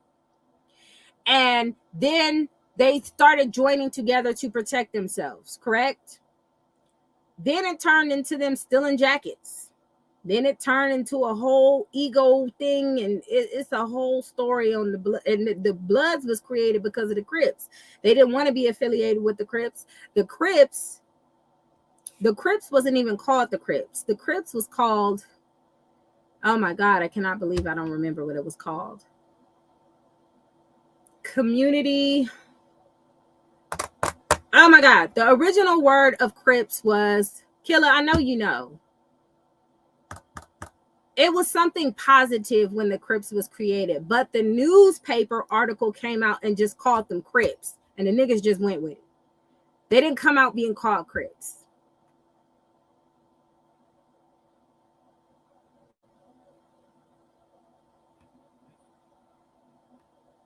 So I need to understand your point of view of what you're trying to say. If we're going to take accountability, we're going to take accountability.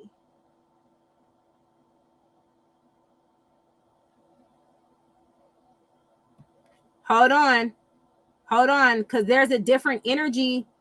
There's a different, I'm gonna be real with you, and anybody can agree or disagree with this, Supreme. There's a different energy between single Hispanic women and single Black women. Black women in general, you forgot, it's something about, hold on, I'm about to find out. Hold on.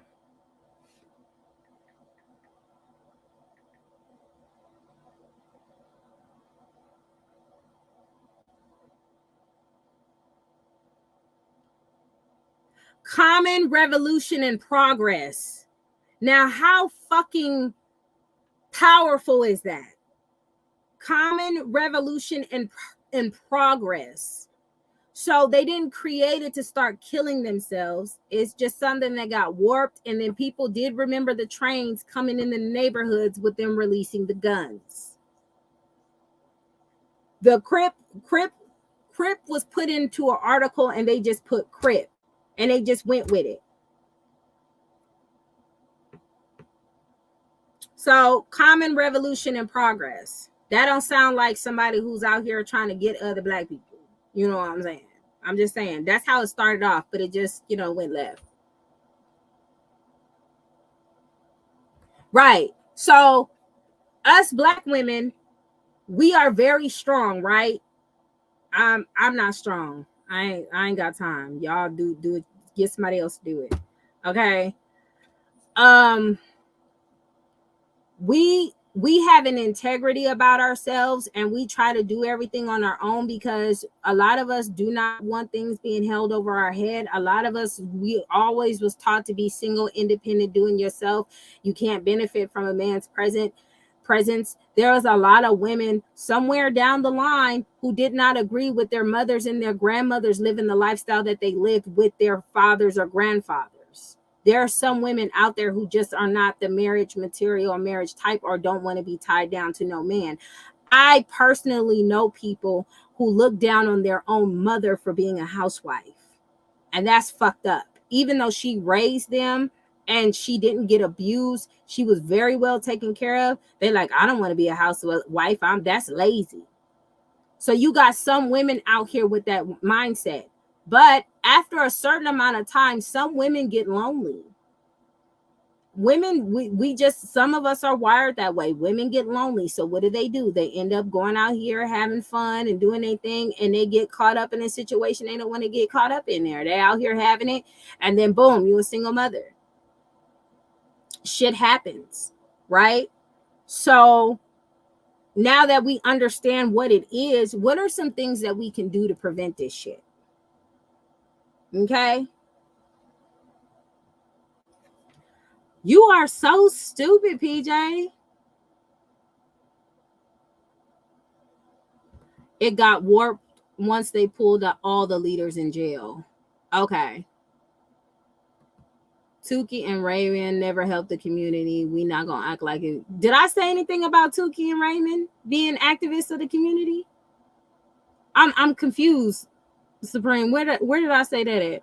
I just told you the history of the name of how it was created and why it was created. Why are you sad, Tina? I think what you're trying to do, though, is kind of deflect. We are the matriarchs of the family, right? Our children trust us to guide them in the way that we needed to be guided. My son came in my room yesterday, and he was like, Mom, my son's 16. Well, he'll be 16 in August. He said, Mom, I just seen a video where royalty was like, Rico does it 10, 100 times better. And Nation and Leon was talking. That could never be me, Mom. You would tell me to stay in a child's place. I said, damn, I wish I had my camera. Get out of my room now. No, I'm just playing. I didn't tell that. But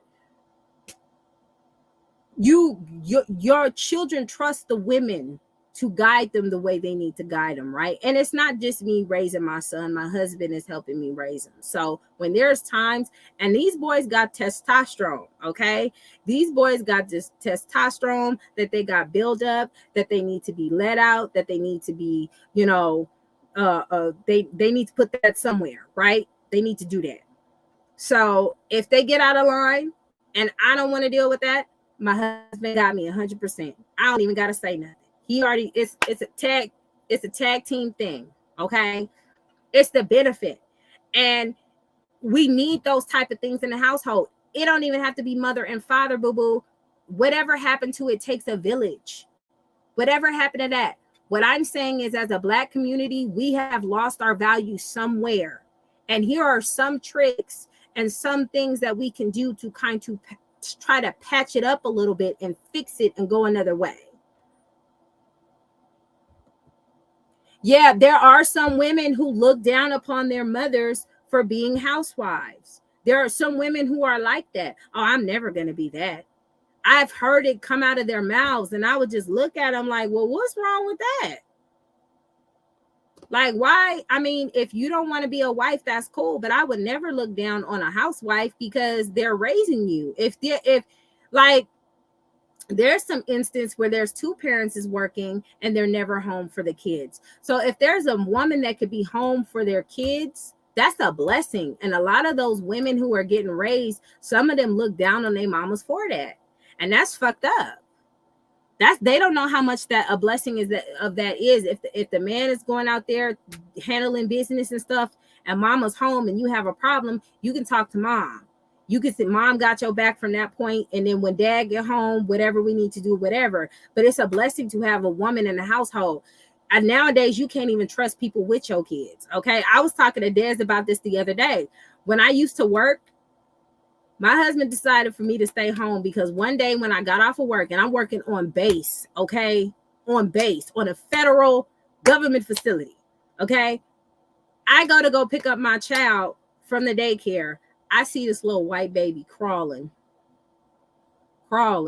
okay, and I'm like,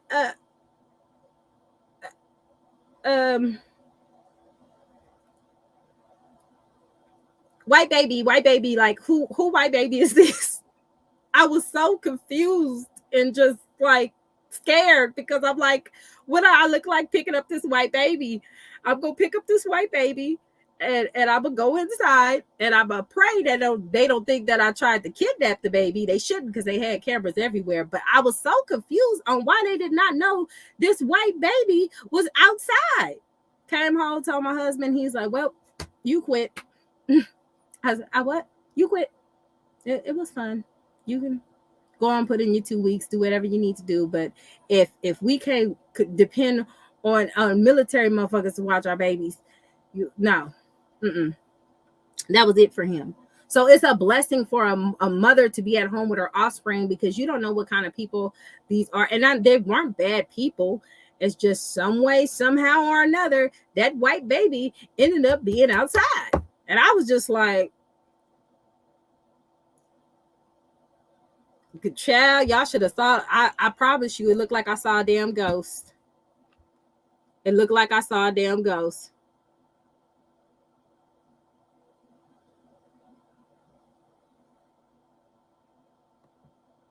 Just like during the protest, it was exposed they were strategically placing guns. Yes, they were, and a lot of them was getting called out about it because they were protesting peacefully, and they were sending these undercover people just starting stuff and just saying, "Look, they're out here rioting," when that really wasn't it. And we've seen people actually riot because they done lost baseball games and shit, but they want to talk about us. Facts, Robin. Facts. You're right.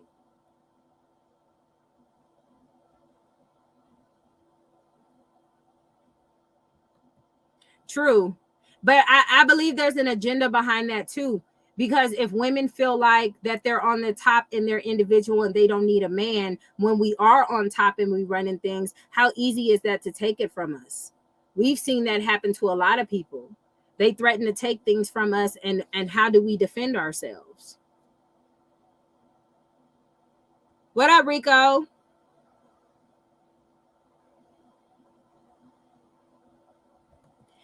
A woman should definitely be more responsible. I'm not disagreeing. My point is, of the man is the head. He is ultimately responsible for the home. But what if that man that is a head of the household was raised by a hyena.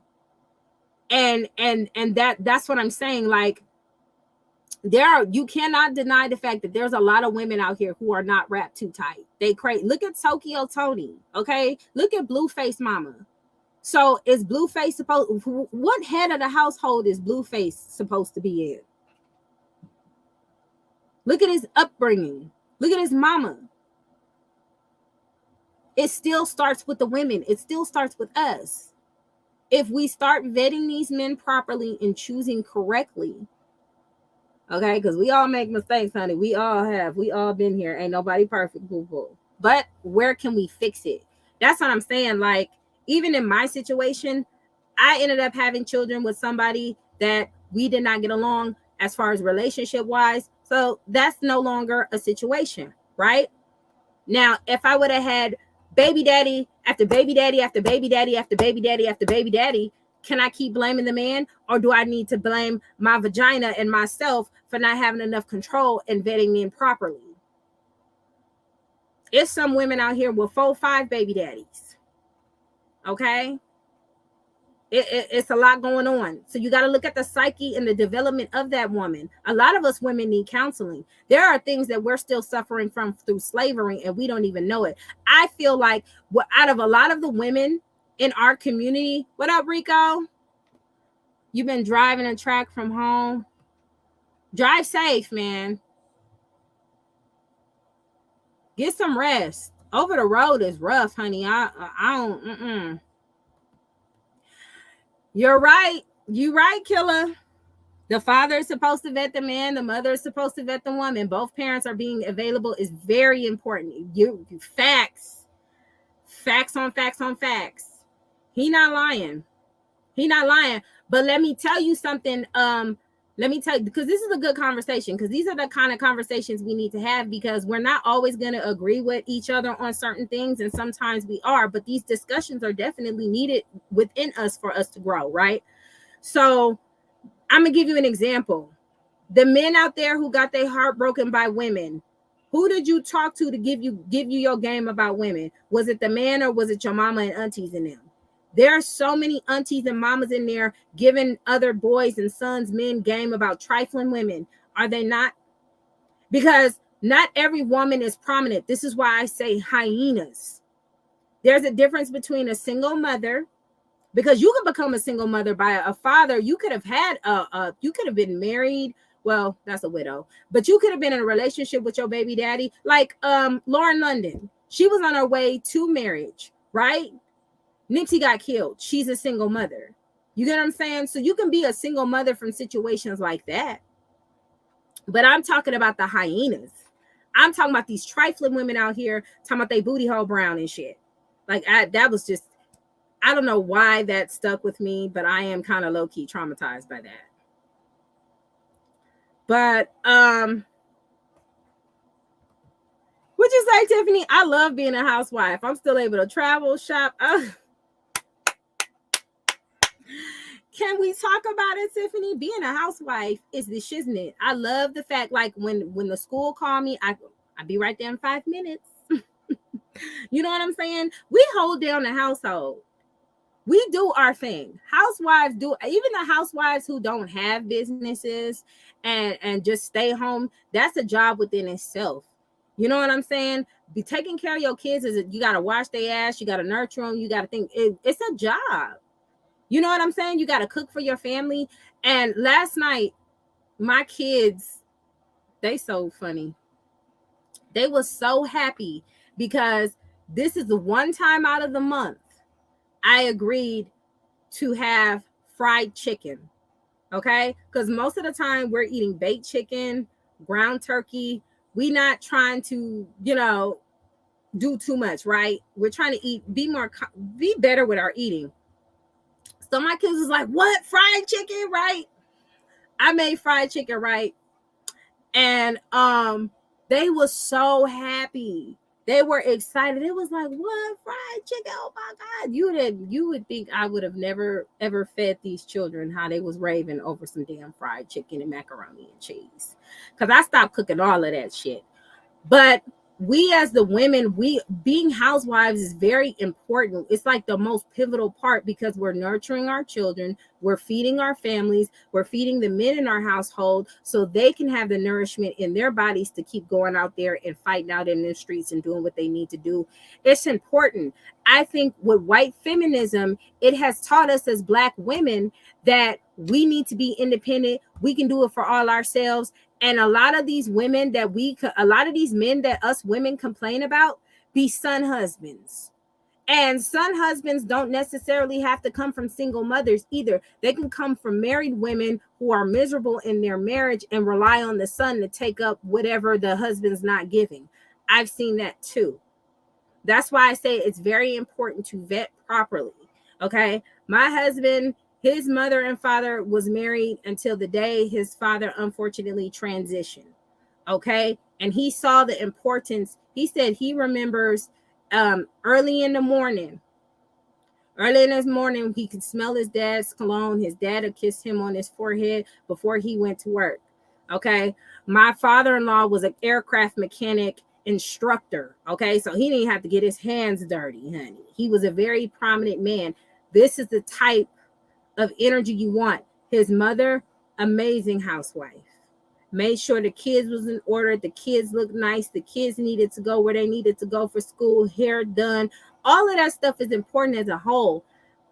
I agree with a lot of red pill talking points, but not 100% to where it's like women are just down to the ground.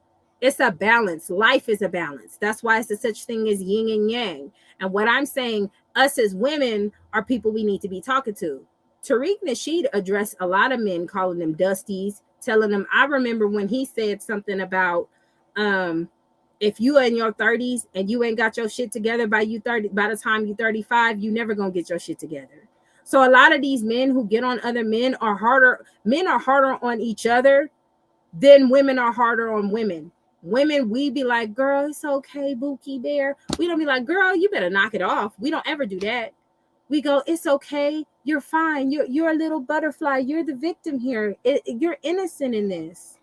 We don't ever go say, bitch, that's not right. Now, you got a couple of them friends that do that, because I got friends that do that. You know what I'm saying? We do that to each other, and I love y'all for that. Like, bitch, I ain't rocking with this. I love y'all for that. But the other people, oh no, it's okay. Oh, girl, you keyed his car. Like, we had songs about busting niggas' windows out their car and shit, and we rocking and dancing to. You're going to jail. You are going to jail. Don't do that. Okay? Don't do that. So we need order. Now, Supreme, if you want to, why don't you create a platform where you're addressing these men and telling these men how they can do better and instruct better and stuff as well? You have that option as well. But you can't deny the fact that there is something that is not where it used to be in the Black community. And we know the statistics of things. I seen a lady the other day who said men were created to become women's slaves. Okay. Y'all check her out. Her name is Princess P. All right. And I was like, something is off. I don't believe it should be 100% red pill. I don't believe it should be 100% pink pill. Okay. Because she said men were created to be slaves, honey. And she said, what'd she say? She said, men were beneath her. And you have a platform? I'm going to go to it real quick. Hold on. You got content on there now?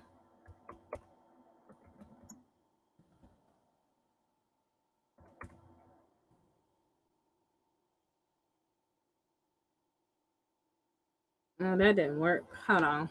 Give me 2 seconds.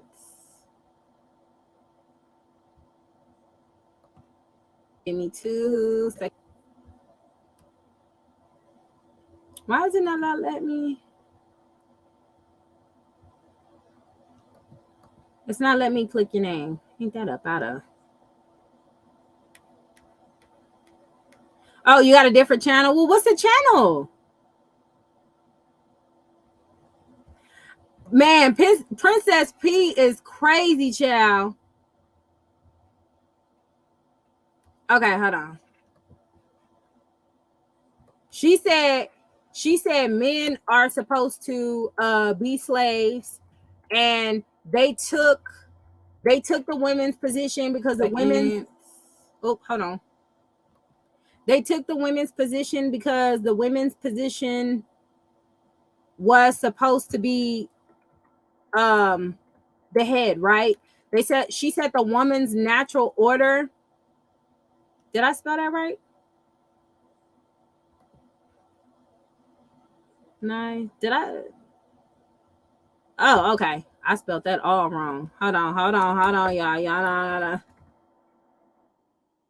Wait a minute. Let me make sure I got it right. N-A-S.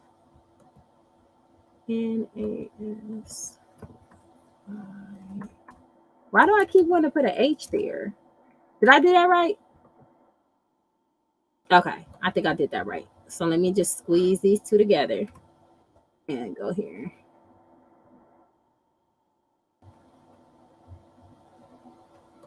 Okay.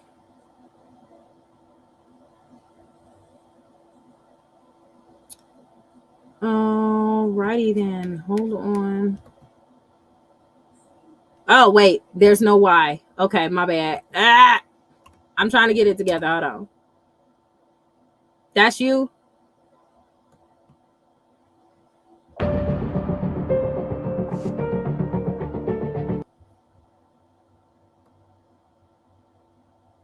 Is this your page?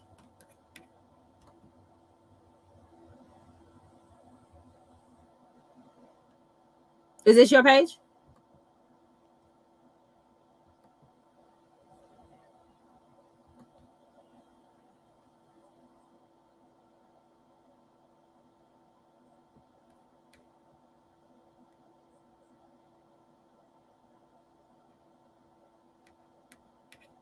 Yes, no, yes. Is that it? What up, Ray?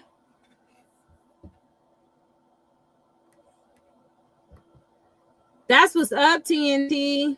That's what's up. Did you also talk to them about terminating that channel? Because that's disgusting. Look, Princess P, man. Okay, so like I said, I deal with a lot of different types of women who have different types of mindsets on different types of things, right? And this one particular person who sent me this video was like, you know how I feel about men, and I couldn't even agree with this woman. And I was like, after watching her and making my head hurt, I was like, this woman is really, really tripping.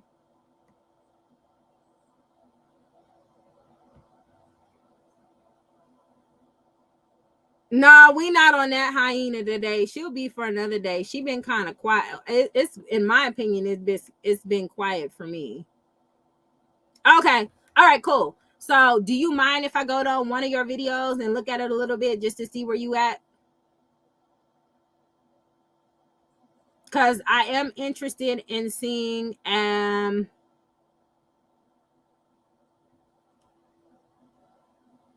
one of these videos. It seemed like pretty good content.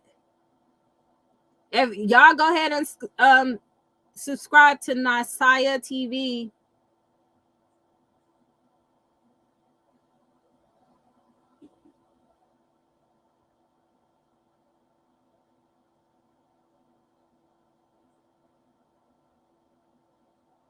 I'm looking at a few of these.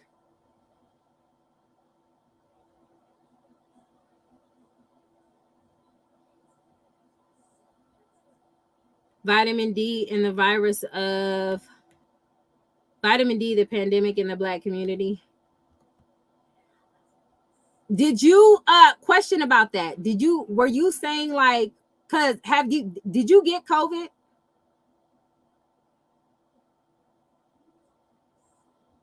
Okay, TNT, good.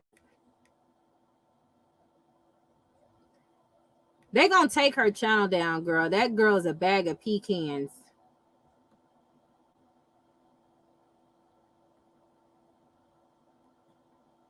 Did you get COVID, Supreme?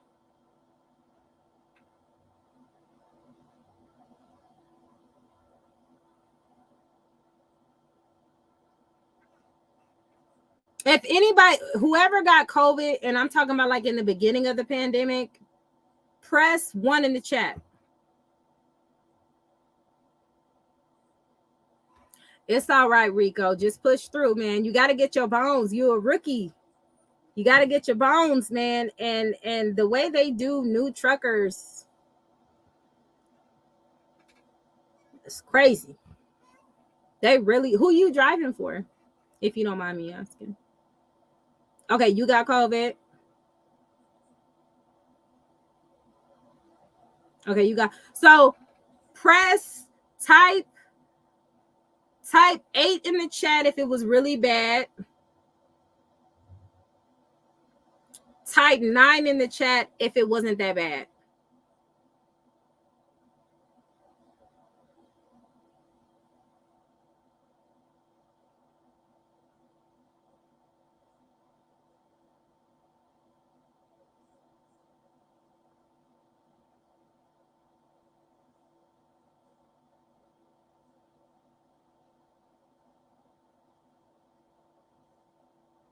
So yours was bad, Madison? I didn't get the shot. Y'all's was bad? One lung had it? Child, how did you manage to do that? Okay. Well, my experience with COVID, it was a head cold. It felt like a head cold to me. But my husband's was like kind of bad in the beginning, but after him taking some albuterol, he was good. Then when we went to Vegas, when we got back, he ended up having COVID again, and my boys ended up, the whole house had COVID but me. I don't know what happened, why, but I did not get COVID. Like, I don't know what happened. But the second time around for him having it, it wasn't bad. Oh, that's good. A delivery food truck. That's, so you doing like, okay.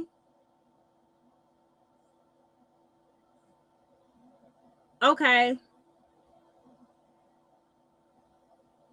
It wasn't bad. Okay, so a lot of us, it wasn't bad, right?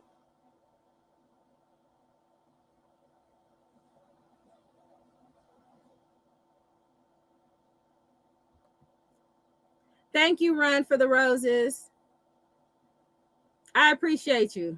You know, I'm just stating my opinion. If people don't agree, we can agree to disagree. But there's just a lot of things that's going on. Like, we feel like we gotta, it's our egos mainly that gets in the way. And it makes it harder for us to get in these discussions because people put themselves in that position. But I personally wouldn't instruct my son to shoot anybody if that's what she said. Now, that's what the paper, that's what the articles and stuff said. You couldn't sleep because of your breathing? Child, I just stayed to myself because it felt like a regular cold. Okay, mine felt like a head cold too. Now, after a while, I couldn't taste anything or smell anything, but then it came back. Okay, so some of us felt like a head cold, and then some of us felt like we were dying. You had no symptoms? Okay, so the only reason why I knew was because I couldn't taste or smell. But other than that, everything else was normal. Oh no, Cameron. Not hospitalized for 2 weeks.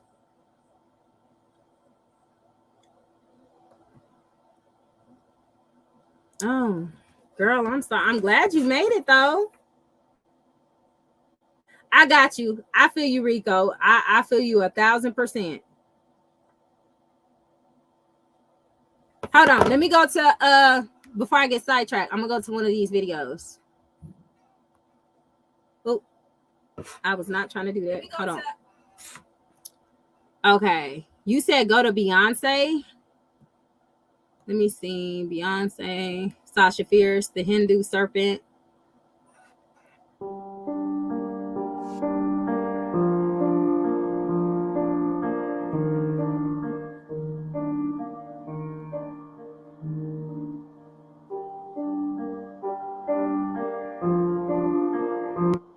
Many years ago, I named my alter ego Sasha, and it's something that stuck. So when I was trying to decide the title of my album, I realized it had two different sounds. One represented who I really am, and one sounded like my alter ego. So I decided to split it into two.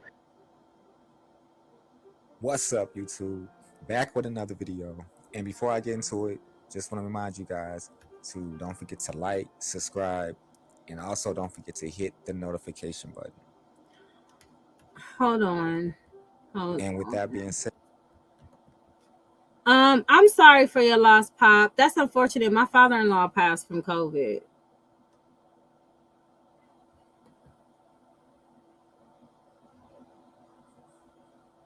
Okay, so my niece's grandmother was fully vaccinated and she still passed.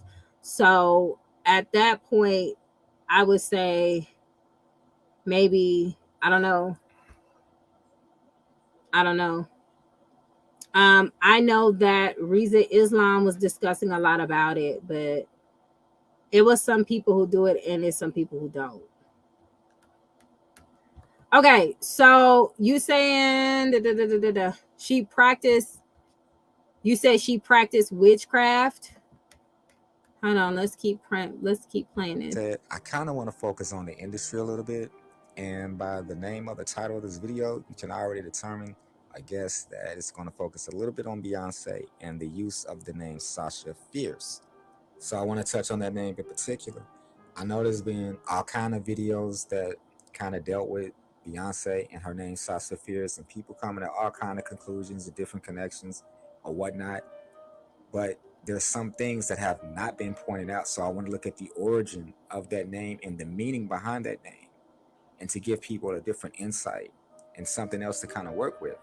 So what made me come to this was I was watching a YouTube video. I was checking out this video by Layla Lynn on Girl, of Beyonce course. had an issue and how Beyonce was criticized for not mentioning her name. Layla has a lot of good content. So after I was checking out that video, I kind of went into another video by Lovely T. Hope I'm pronouncing it right, Lovely T. And she was doing a video on demon time, the phrase demon time that a lot of rappers and different people in the hip hop community are using.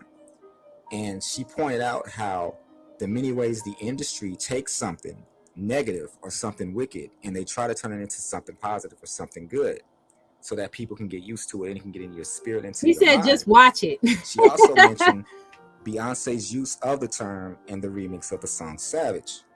However, there's another phrase and another word, of course, again, by the title of this video, that I want to touch on and focus on just a little bit more, and that's the name Sasha.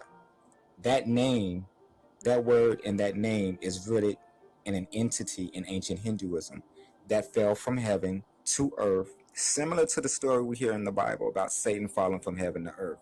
They're very similar and they're very connected. And the word Sasha or Sesha in Hinduism is also pronounced Sasha, so it's pronounced the same way and it's spelled the same way. So I'm not even sure Beyonce is aware of this persona that she's taking on. And in no way am I creating content to slander or insult my beautiful black sister. So to the Beyonce fans and to the Beehive, do not come at me. I'm not trying to you attack her. pleading In to the fact, Beehive. I actually enjoy Beyonce's work. I think she's one of the greatest talents we've seen in our Thank generation. you, Robin. She's accomplished a lot. Her music has meant a lot to young women, to young black women, and even young white women like Adele. She would, went on to say how Beyonce is her inspiration at the Grammys, and how one of the first albums she listened to when she was young and felt inspired by was Destiny's Child. So she's meant a lot to young women of color, and she's also meant a lot to white women as well. So in no means is this video a reflection on how I feel personally about Beyonce. I'm just trying to point out something that is in the industry and how the industry deals in spiritual forces. So with that being said, shout out to Beyonce. However, the name Sasha and the persona she takes on, whether it was given to her by record executives or whether she just came up with this name or this persona within her spirit or within her own mind, we have to look deeper. There's always a meaning to everything. And I want people and I want us to look deeper into that meaning and into its origin.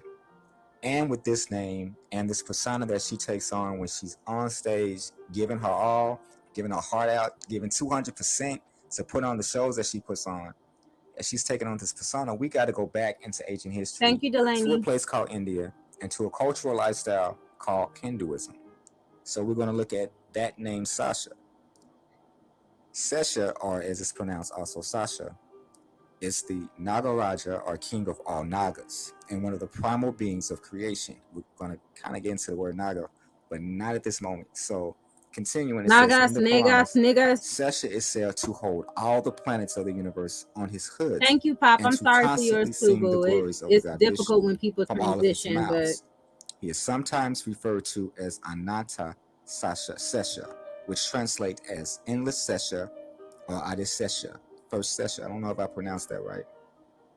Going down a little bit, it says here, Sesha is generally depicted with a massive form that floats coiled in space or on the ocean of bliss, to form the bed of which Vishnu lies. So he's kind of like a throne.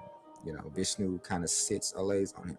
Sometimes he is shown with 5 heads or 7-headed, but more commonly as a many thousand-headed serpent, sometimes with each head wearing an ornate crown. So that's kind of like Leviathan within the Bible. The Bible speaks about Leviathan having several heads, many heads of Leviathan. So continuing, it says his name means that which remains, from the Sanskrit root sis, because when the world is destroyed at the end of the, I'm gonna watch the rest of this, but I will say this first. I will say this because this is my reaction to this video. I will say this, Supreme. All religions are really, in a way, tied within each other, because you can even argue with these snakes in these heads. Didn't Greek mythology have a snake, a snake head person, I believe?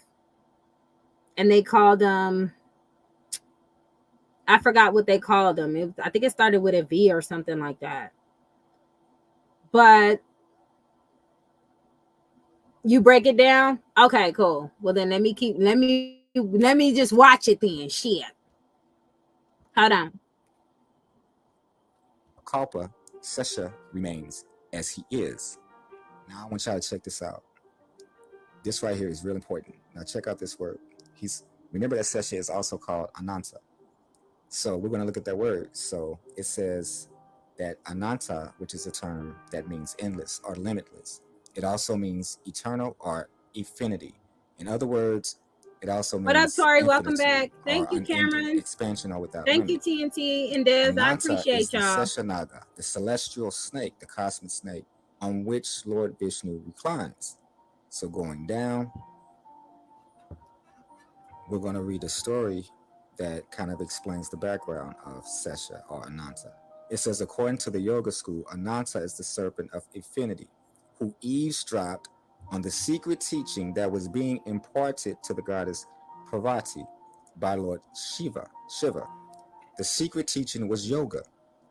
On being apprehended, Tori, yes, but this was like this was I think it was last year. I want to say time has just gone away from me, but it wasn't last year. I'm lying. It was last year, because a lot of stuff has happened since then.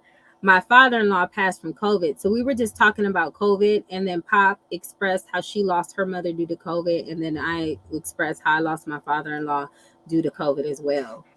So we were just discussing that. It's like a year and a half. So we're good, but we were just having a conversation about it. You late, better on time than never.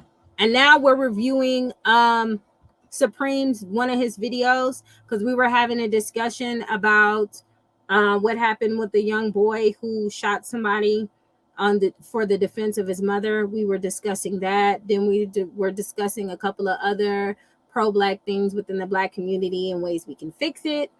And I'm trying to see where his head is at. We can agree to disagree on certain things. I don't mind that, but you know how we do. We chop it up about everything up in here.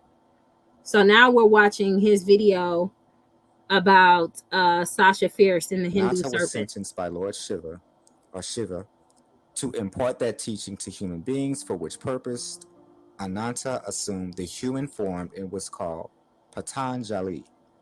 So Sesha or Ananta eavesdrops, learns this teaching of yoga, and is sentenced to teach this yoga to human beings, and he's called Patanjali. He takes on human form. And it says down here, Ananta was called Patanjali because he desired to teach yoga to human beings. He fell from heaven to earth, landing in the palm of a virtuous woman named Gonika. Sesha becomes Anatta, which is Thank the you, endless, the Tori. limitless. He falls from heaven to earth and is called Patanjali to teach yoga to human beings. And this sounds so similar to what we read in the scriptures, in the Bible, in the Torah, whatever you call it. It is so similar to the fall of the wicked one called Satan. And this is a name And they're that all revolving this around celebrity, snakes. whether she knows it or not, is calling on to become her alter ego, enter her Not the physical being, the beehive. fibers of her I being, grew up. and I can take push her hyenas. I'm not playing to with no limits beehive. that her regular self could not push herself to. So that's called conjuring or summoning energy that's from an ancient seven-headed serpent that's so similar to the Leviathan or the ancient serpent in the Bible. This is deep stuff. Now remember that Sesha or Ananta or Patanjali is the king of the Nagas, similar to the word nigga. But we're not gonna get into that. That's a whole nother video. I called it, So he's Supreme. king You of know the I Nagas. called it. And again, the Nagas are serpent race. They're half human, half serpent. They live beneath the earth. They live in bodies of water, and they're not always benevolent. A lot of times in Hindu mythology and in a lot of their stories, they war with human beings. So their motivation is not always to teach or to be kind. It's a lot of war and oppression and conflict. So despite their worship in Hindu mythology and in Hindu temples, they don't always come with good intentions. In Hindu mythology, it's also stated that the king of the Nagas, which is Sesha, he's not like his brothers and sisters or the other Nagas. In fact, he's supposedly the only righteous one, that the entire race of these Naga beings are wicked and evil and only meant to do or inflict harm on the human race. So anyway, with all that being said, that's a lot to take in. And when you take into account you have a celebrity of Beyonce's status or that status that again is calling on that name, taking on that persona, whether she knows it or not, that's going inside of your body, that's going inside of your mind, that's going inside of your spirit, and you're spreading that type of awareness, whether people are also unaware. You're spreading that to other individuals and other souls. They're taking that in from your music. They're taking that in from your imagery. Mods, can you copy? That's pure wickedness. And again, link this is not an indictment on in the chat. Beyonce herself. Again, like I said, I like her music. I think she's very talented. But before we start saying things or calling on things and putting things over our I'm gonna get the lives link for you and because putting I things just on our album subscribed to covers, him. we He's have in the to really chat do right now research. under another The word name. of God is so true and so real when it talks about calling on the names of other gods. This stuff is real. And like I said, it's a lot to take in. And I hope people, what they get out of this video, what you guys get out of this video is that the industry is a very dangerous place. And they're playing a very dangerous game with your mind, your soul, and your spirit. So you got to be on guard. Who you playing, who you listening to, what you watching, what your kids is watching. You got to be on guard and you got to stay on top of stuff. The Bible tells us, the word, the Torah tells us to study to show thyself approved. So we got a lot of studying to do, y'all. We got to stay on it.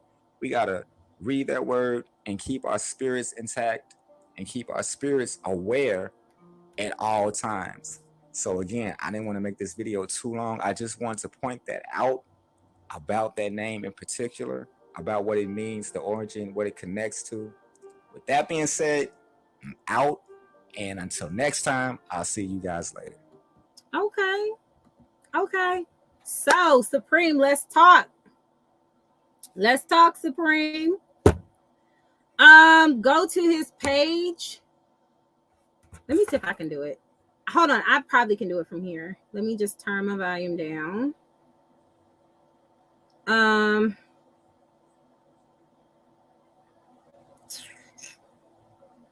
make sure I like the video. Okay.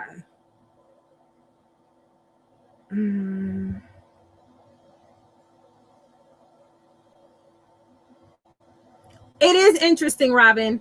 But you about to get some pushback from your girl, right, Supreme? You about to get some pushback from your girl. But I love these kind of conversations. Now, we all know, we both agreed that a lot of this stuff is tied into each other. And if you go deeper into Hinduism, the Bible, Christianity, you already know where it's going to go back to, baby. African spirituality. Come on now. Come on now. So, like I was saying before with Buddhism, I didn't say it in this live. I said it in another live because, and I agree. People like to use Buddhism, Hinduism. Like in Hindu, the Hindu sign for peace is a Nazi sign. Thanks, right? So, you said no, not yet? No, not yet what? You want me to stop? Not yet what? What I do? Wait a minute. I'm wait. Tori, we get into all the tea here. Many of teas. What you want me to wait?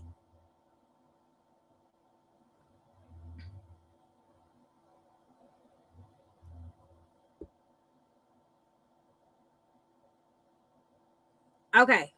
I don't know.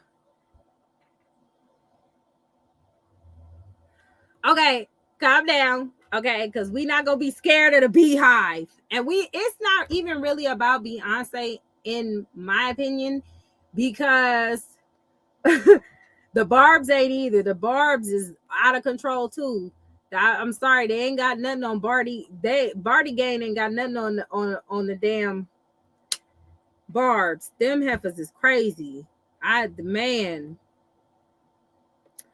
But even with the thing that she's wearing, that's Baphomet, right? So a lot of people said that they traced that back to the astrological sign Capricorn. In the Bible, with the 10 Commandments, when they were getting rid of the bull, that was ending the age of Taurus. Y'all better go watch Zeitgeist. I want to say Zeitgeist is on Netflix, and it tied into like a lot of the religions, that how similar they are. So Baphomet is supposed to be the age of Capricorn. Oh my gosh, I'm drawing a freaking blank. What was those Knights of Templar type shit? The Knights of Templar used to be in the era of that age, if I'm not mistaken. I gotta dust off my brain. And they did that. But then you got the Freemasons and all this other stuff. My point, in my opinion, with a lot of the religions tied into each other, they're definitely using spiritual warfare for something. All right. When I went to Mexico, this woman was telling me that a lot of these elite people was getting these newborn babies, killing them and taking their blood, baby. And I was like, let me get the fuck up out of Mexico. I mean, I ain't no newborn baby. So what the fuck? Well, I was pregnant. So, you never know. But thank God that didn't happen. But I'm just saying, there's a lot of weird rituals that people will do based off of whatever beliefs they have that you have to be careful for. Purity, and that's cray. Yes, they changed so much in Geneva Bible before it became King James. It's not even funny. Yeah, that's what I'm saying. Like, it's a lot. It's so much information out here. It will just you will go down that rabbit hole and just okay. It's a lot. It's a lot to unpack. It's a lot to combat combat. Yeah, they would do that. Girl, I was like, let me hide my stomach. Hell no, I ain't playing them kind of games. It's okay, Trisha. I already posted it. It's all good. Yes, it's definitely for confusion. And no shade. Thank you, Robin. And no shade to anybody, but what No Chill say?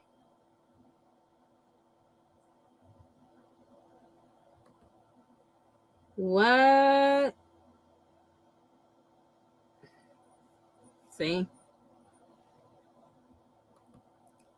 So, Supreme, with all of this information, how do you feel about creating your own reality? And then there's some religions who don't really believe in the devil. I think that's more in the African religion realm, where they just say the good and evil is within you. But that's kind of like in the Bible, when the Bible said he is the son of the he's the morning star. If I'm saying that correctly? And he says that towards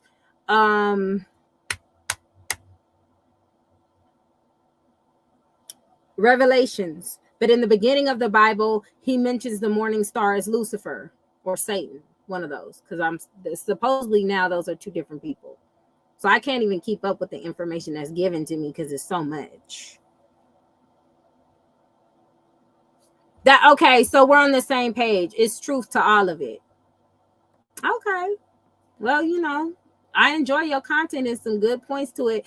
But what I don't want people to do is get scared to the point where you're not living because you're afraid that you did something or touched something or fell upon something. I think out of anything that's going on in the world, fear is your worst enemy, in my opinion. Right. A lot of people question what was before Christianity. I mean, before slavery, what did the Africans who came to us practice? Now, we do know that Haitians practiced voodoo, and that's what they used to win the Haitian Revolution with Ogun, because they invoked Ogun, the spirit of Ogun, to take it up with Dessalines and all of that stuff. We do know that, but then they started going to, after they conquered that, everything fell apart, things got divided, and then they started sending people over there with Bibles. So in Haitian culture, you see some people who practice voodoo, and then you'll see people who practice Christianity. So you're never going to find, you know what I'm saying? It's always going to be either or. I don't see too many Haitian atheists. I ain't never met one. I don't know if there is one out there. But from the people that I know, there are some people who practice strictly Christianity, and then there's some people who still does voodoo and still practices voodoo and is still prominent within their country. I think too, in America, I think that people will be so quick to demonize voodoo, which is some people's religion and culture, either in Haiti or in some parts of Africa, but they will not demonize or talk about Jewish communities' religion. They will not talk about Hindu, like other cultures. So we got to be careful of that too. We got to respect, whether you're Christian, you practice voodoo, you practice hoodoo, you practice whatever you practice. I think it's really important for us to just respect everybody, because I noticed that, like, everybody's seen the Skeleton Key, right? And when you watch these type of movies, like, look at the cartoons that we used to grow up with. There was a cartoon where they had Bugs Bunny, and it was a Bugs Bunny cartoon, and they had this guy with big lips. They were big and red. He was a black heavyset dude, and he was putting like sauce in the pot to cook. It was either Bugs Bunny, or it wasn't Bugs Bunny. It was like Elmo Fudd. It was a human. And there's no history of cannibalism in Africa. So there's a lot of things that, as a matter of fact, cannibalism was more prominent in European countries than it was African countries. I mean, not African countries, but the African community. They didn't do all of that. They, for the most part, in some areas, I was told they were. But in the European country, they were eating people. Supremacist era, well, we still in it. Further on, history called of them cooking us black people. They got a book called The Delectable Negro out here, and nobody is talking about that. They was cooking us. My mom, used to talk about these peanuts. They were like walnuts. They used to call them nigga toes, right? So they talked about stuff like that, and I never knew the meaning of it or anything of that. I've just, that's what she called them. That's what she liked. I didn't eat any of that because I don't like walnuts, peanuts. Well, I like peanuts, but pecans and stuff, I don't really eat that. So my mom used to eat it all the time, but I didn't know the origin of the name calling and stuff was really because these people was out here eating us.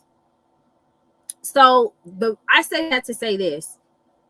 We have to be careful with what the media pushes out to demonize other cultures. Just like people think, oh, black people was just eating people. No, we weren't. That's not in our history. You cannot find any evidence in it. You can find it in the European countries, but you can't find it in that. Just like what they say with voodoo.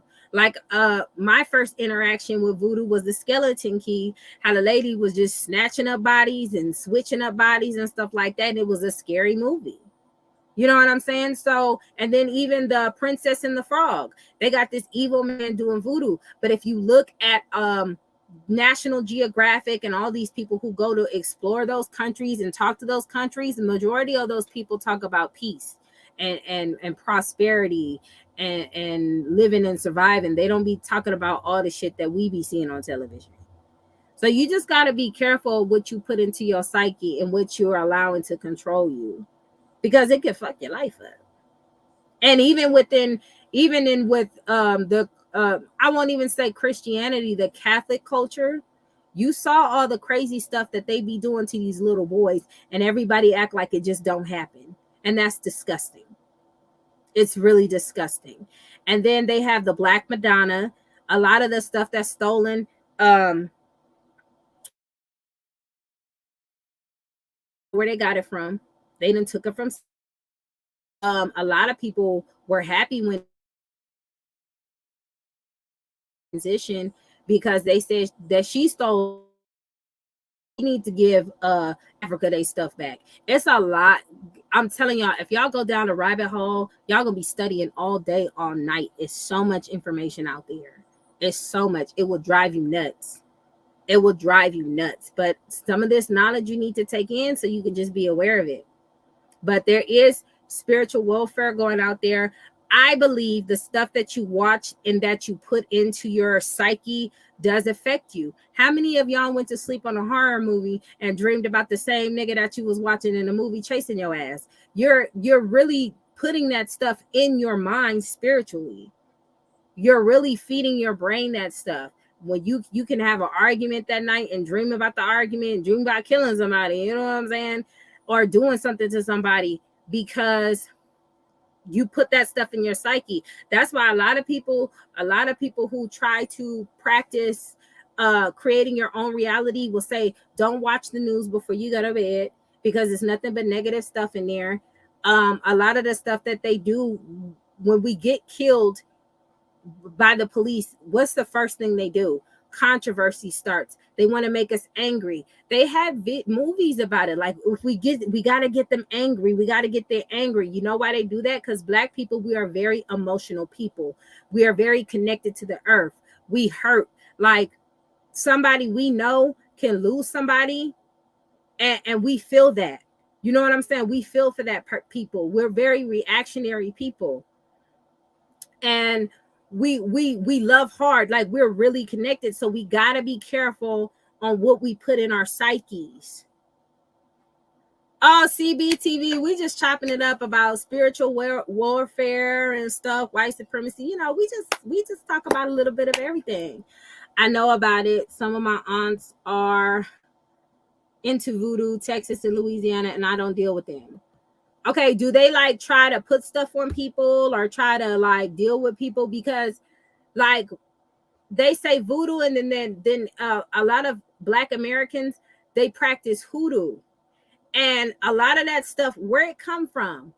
How many of y'all mama told you not to put your purse on the floor because you don't want to be broke? Step on a crack, break your mama back. I remember one time, because my mom raised us up in the church. She was very Christian, right? But when we went to Arkansas, she killed a snake because she seen a snake and she killed it. She skinned it and then she nailed it up on the fence and hung it upside down. And I said, Mom, what you doing? She said, I want it to rain. What? What are you talking about? You know what I'm saying? So it's a lot of Black cultures. We practice that because my mama didn't know. Informs people would consider that hoodoo. My mama don't. She just we call it country as hell. That's what we call it. Y'all country. You know what I'm saying? It's a lot of burn. Even CJ mentioned it in his last video. Burn your hair because you don't want nobody to take your hair and do something with it. Don't eat somebody's spaghetti. Come on, people. Come on. This is coming from somewhere. This is not, we know who we are as a people. I'm just saying, like, it's just certain things that our moms used to say to us and stuff like that, and things that they used to do for us. Like, I remember when I was in LA and I fell and I scraped my knee, and my mama had me come in the house, right? And I'm waiting for her to get the iodine. I'm getting my leg ready. She cut a piece of the aloe vera plant that she had in her yard and she put it on my leg. And I'm like, what is she doing? This is crazy. This is disgusting. Why is she doing that? Dumb as hell. I didn't know what the hell I was talking about. What I'm saying is there's a lot of things that our mothers have said to us, our grandmothers have said to us or done or whatever. And whole time is hoodoo. I'm just saying. What No Chill say? Hold up. After all that money I spent, all I had to do is kill. No, she didn't kill the snake for the money. She killed the snake and hanged it upside down for it to rain. And I don't even remember if it rained. No, they're saying if you want to go broke, don't put your purse on the ground. That's what they're saying. Don't put your purse. You didn't see, if you were going to church, you didn't see a lot of older women put their purse on the ground. They had it on the lap or on the side of them. They didn't put that bitch on the ground. Because it's like, no, my money gonna be gone. It's a lot of things that they used to say, No Chill, you stupid.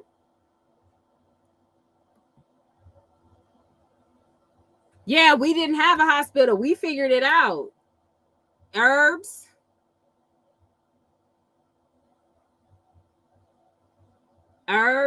All that stuff. You know what, though? Even with the situation with exorcism and aliens, now I'm not the one to complain because I really don't want to deal with no bullshit like that. But it really be happening to people that we just really don't be having no proof. I'm just saying, like the whole alien thing that happened in Vegas. How come only... Anyway, I'm telling you, Tori, you don't put your purse on the floor. Oh, child, my auntie had a heart attack if we sat our purse on the floor. And we had to... I'm telling you, and you know, this is stuff that they do. Y'all know about Florida water, right? Yes, no? Cinnamon. How cinnamon brings prosperity in the household. Boil a pot of cinnamon and pour it in the ground in your front lawn so you can bring prosperity in. My mama grew her own food. Like in the backyard, she had peppers, all types of stuff. Ugh. Yes, I remember that. That was disgusting. You know, it's just certain things. It was just certain things that our parents, well, probably not y'all parents. It depends on your age, but that they brought up and they said, and grandmother said, it's just things that resonate. And I'm probably missing a whole lot because my mom used to say a whole lot of shit, a whole lot of stuff. It was a lot of things. Don't split the pole. I can't even think of a lot of them. Yep, don't sweep your feet. Yep. Crazy story. Somebody I know that went to jail, I swept his foot before.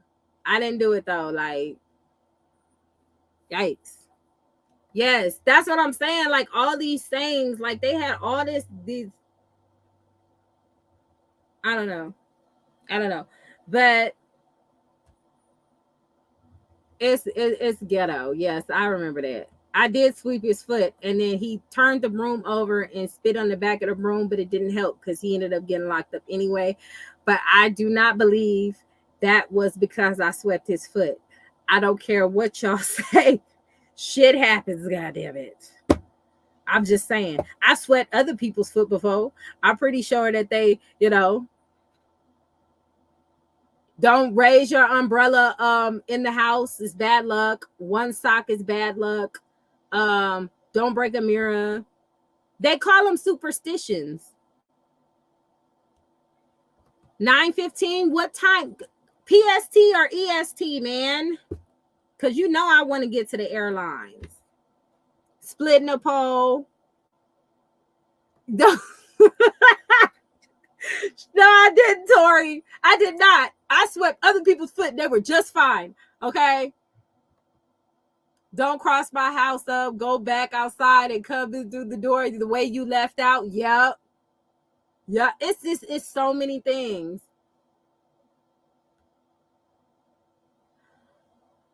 Hey, Supreme, energy is definitely real. Energy is definitely real. Don't point out the finger. Don't point your finger at the graveyard. Your finger will rot off. No, I definitely believe in energy. I believe whatever you observe in your life, you attract. This is why me personally, I like to take a lot of cleansing baths. That's in 11 minutes. Thank you, Ash, because Travis was going to have me out here looking crazy. All right. We about to wrap this up because we got to get to the airlines, boo. Okay, thank you, Ashley. That's just to hide for bill collectors. They ain't got nothing to do with nothing. That's just to hide for bill collectors. That ain't no spiritual nothing. Okay, so 10 minutes. So that means she'll be there in 20. Because Miss Heidi, the doll, likes to arrive fashionably late. I got y'all though. As soon as she pop on, we popping off. For sure. But Supreme, this was good conversation. This is really good dialogue. This is really good back and forth. In my opinion, I'm just gonna say this. I really don't think it was that child's responsibility to protect his mother. I just don't. I can't agree with it. That's just my overall situation with that. I don't want my children to be responsible for what I got going on, regardless of whose fault it was. That's just my opinion. Now, I'm glad the young man did not go to jail, and I do hope that whatever therapy he has, he gets the therapy he needs in order to transition or on his new path of life or wherever he's going. I don't want this to affect him mentally, and nobody knows it. Everybody's cheering him on, but he still kind of feels some type of way for doing that. You know what I'm saying? And that's all I say about that. And if she was instructing him to kill the girlfriend and stuff, that's some bullshit too. So they used to tell me, you sweep a woman foot, you will not get married. What? Really? I heard don't wear hats in the church, but which is weird because women wear hats.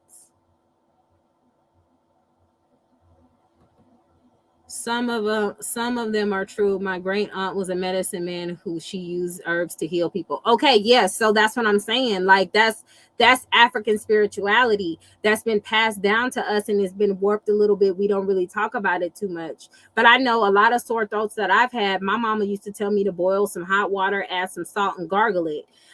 Sometimes squeeze some some lemon juice in a pot, warm it up and drink it, type stuff.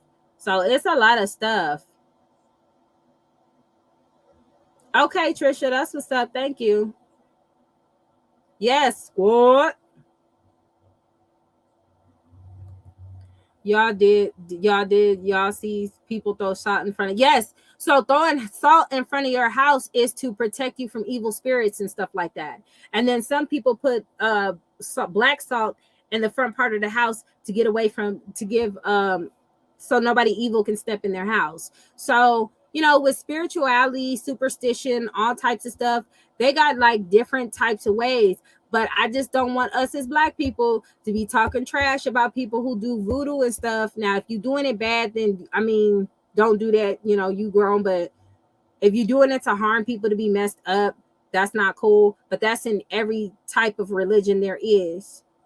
even in the Bible, it speaks of manifestation, but people can look at somebody and give them the death stare and wish harm on them. People wish harm on people every day.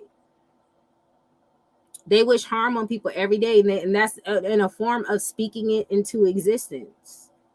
And sometimes things happen to people. Like even this situation with CJ So Cool and everybody else, a lot of these breakup pranks become reality. So I'm like, did they manifest that? Like, I be questioning, honey.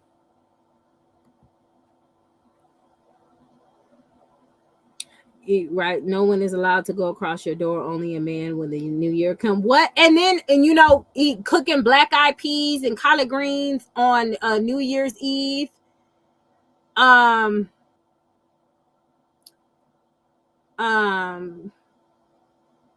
What's the other one? It was black eyed peas on New Year's Eve for good luck, collard greens, and it was something else. Was it pig's feet? I don't remember. Pine tar for all kinds of shit. My mom used to say that if a cigarette burned fast, my dad was cheating and he was a low down dirty dog. You know what? Y'all stupid.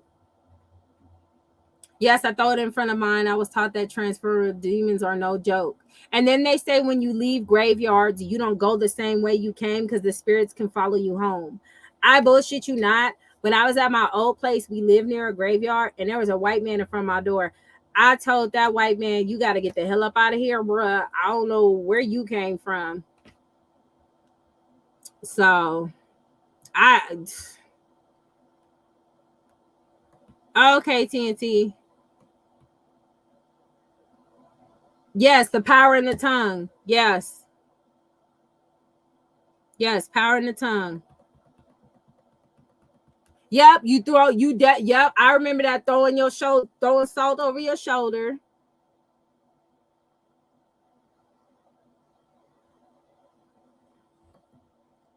Now, I know voodoo is real. My auntie sent a message to my cousin husband. He was an abuser. That man dreamed about a snake and woke up with a snake in his... Ooh, child. Well, they better leave your damn auntie alone. He better stop abusing people.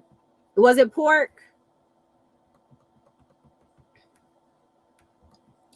You said my grandma would not let us do laundry the week of Christmas to New Year. She said it washes people out your life. I remember that one too.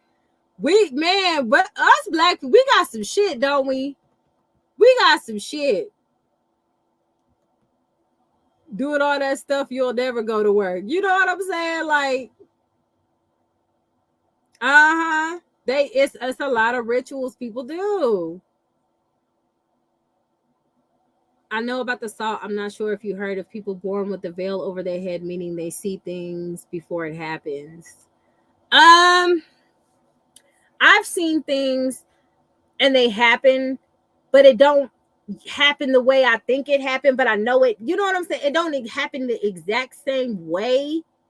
There was a time where I seen sirens behind me, and I ended up getting pulled over, but the outcome in the dream was different. In the outcome of the dream, I got in trouble, and the outcome at the Walmart, I was good. He let us go.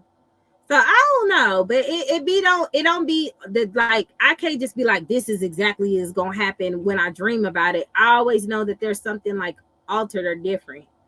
I don't know how to explain it. And then how many of us black people do not like going to sleep with our doors open? Why is that?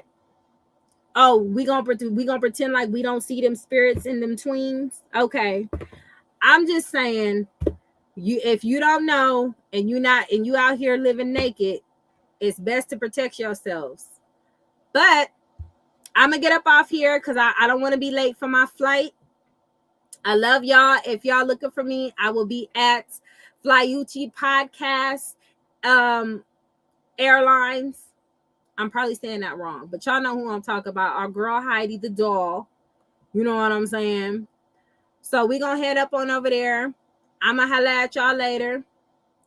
Supreme, it was nice chopping it up with you. We'll do this again. Okay.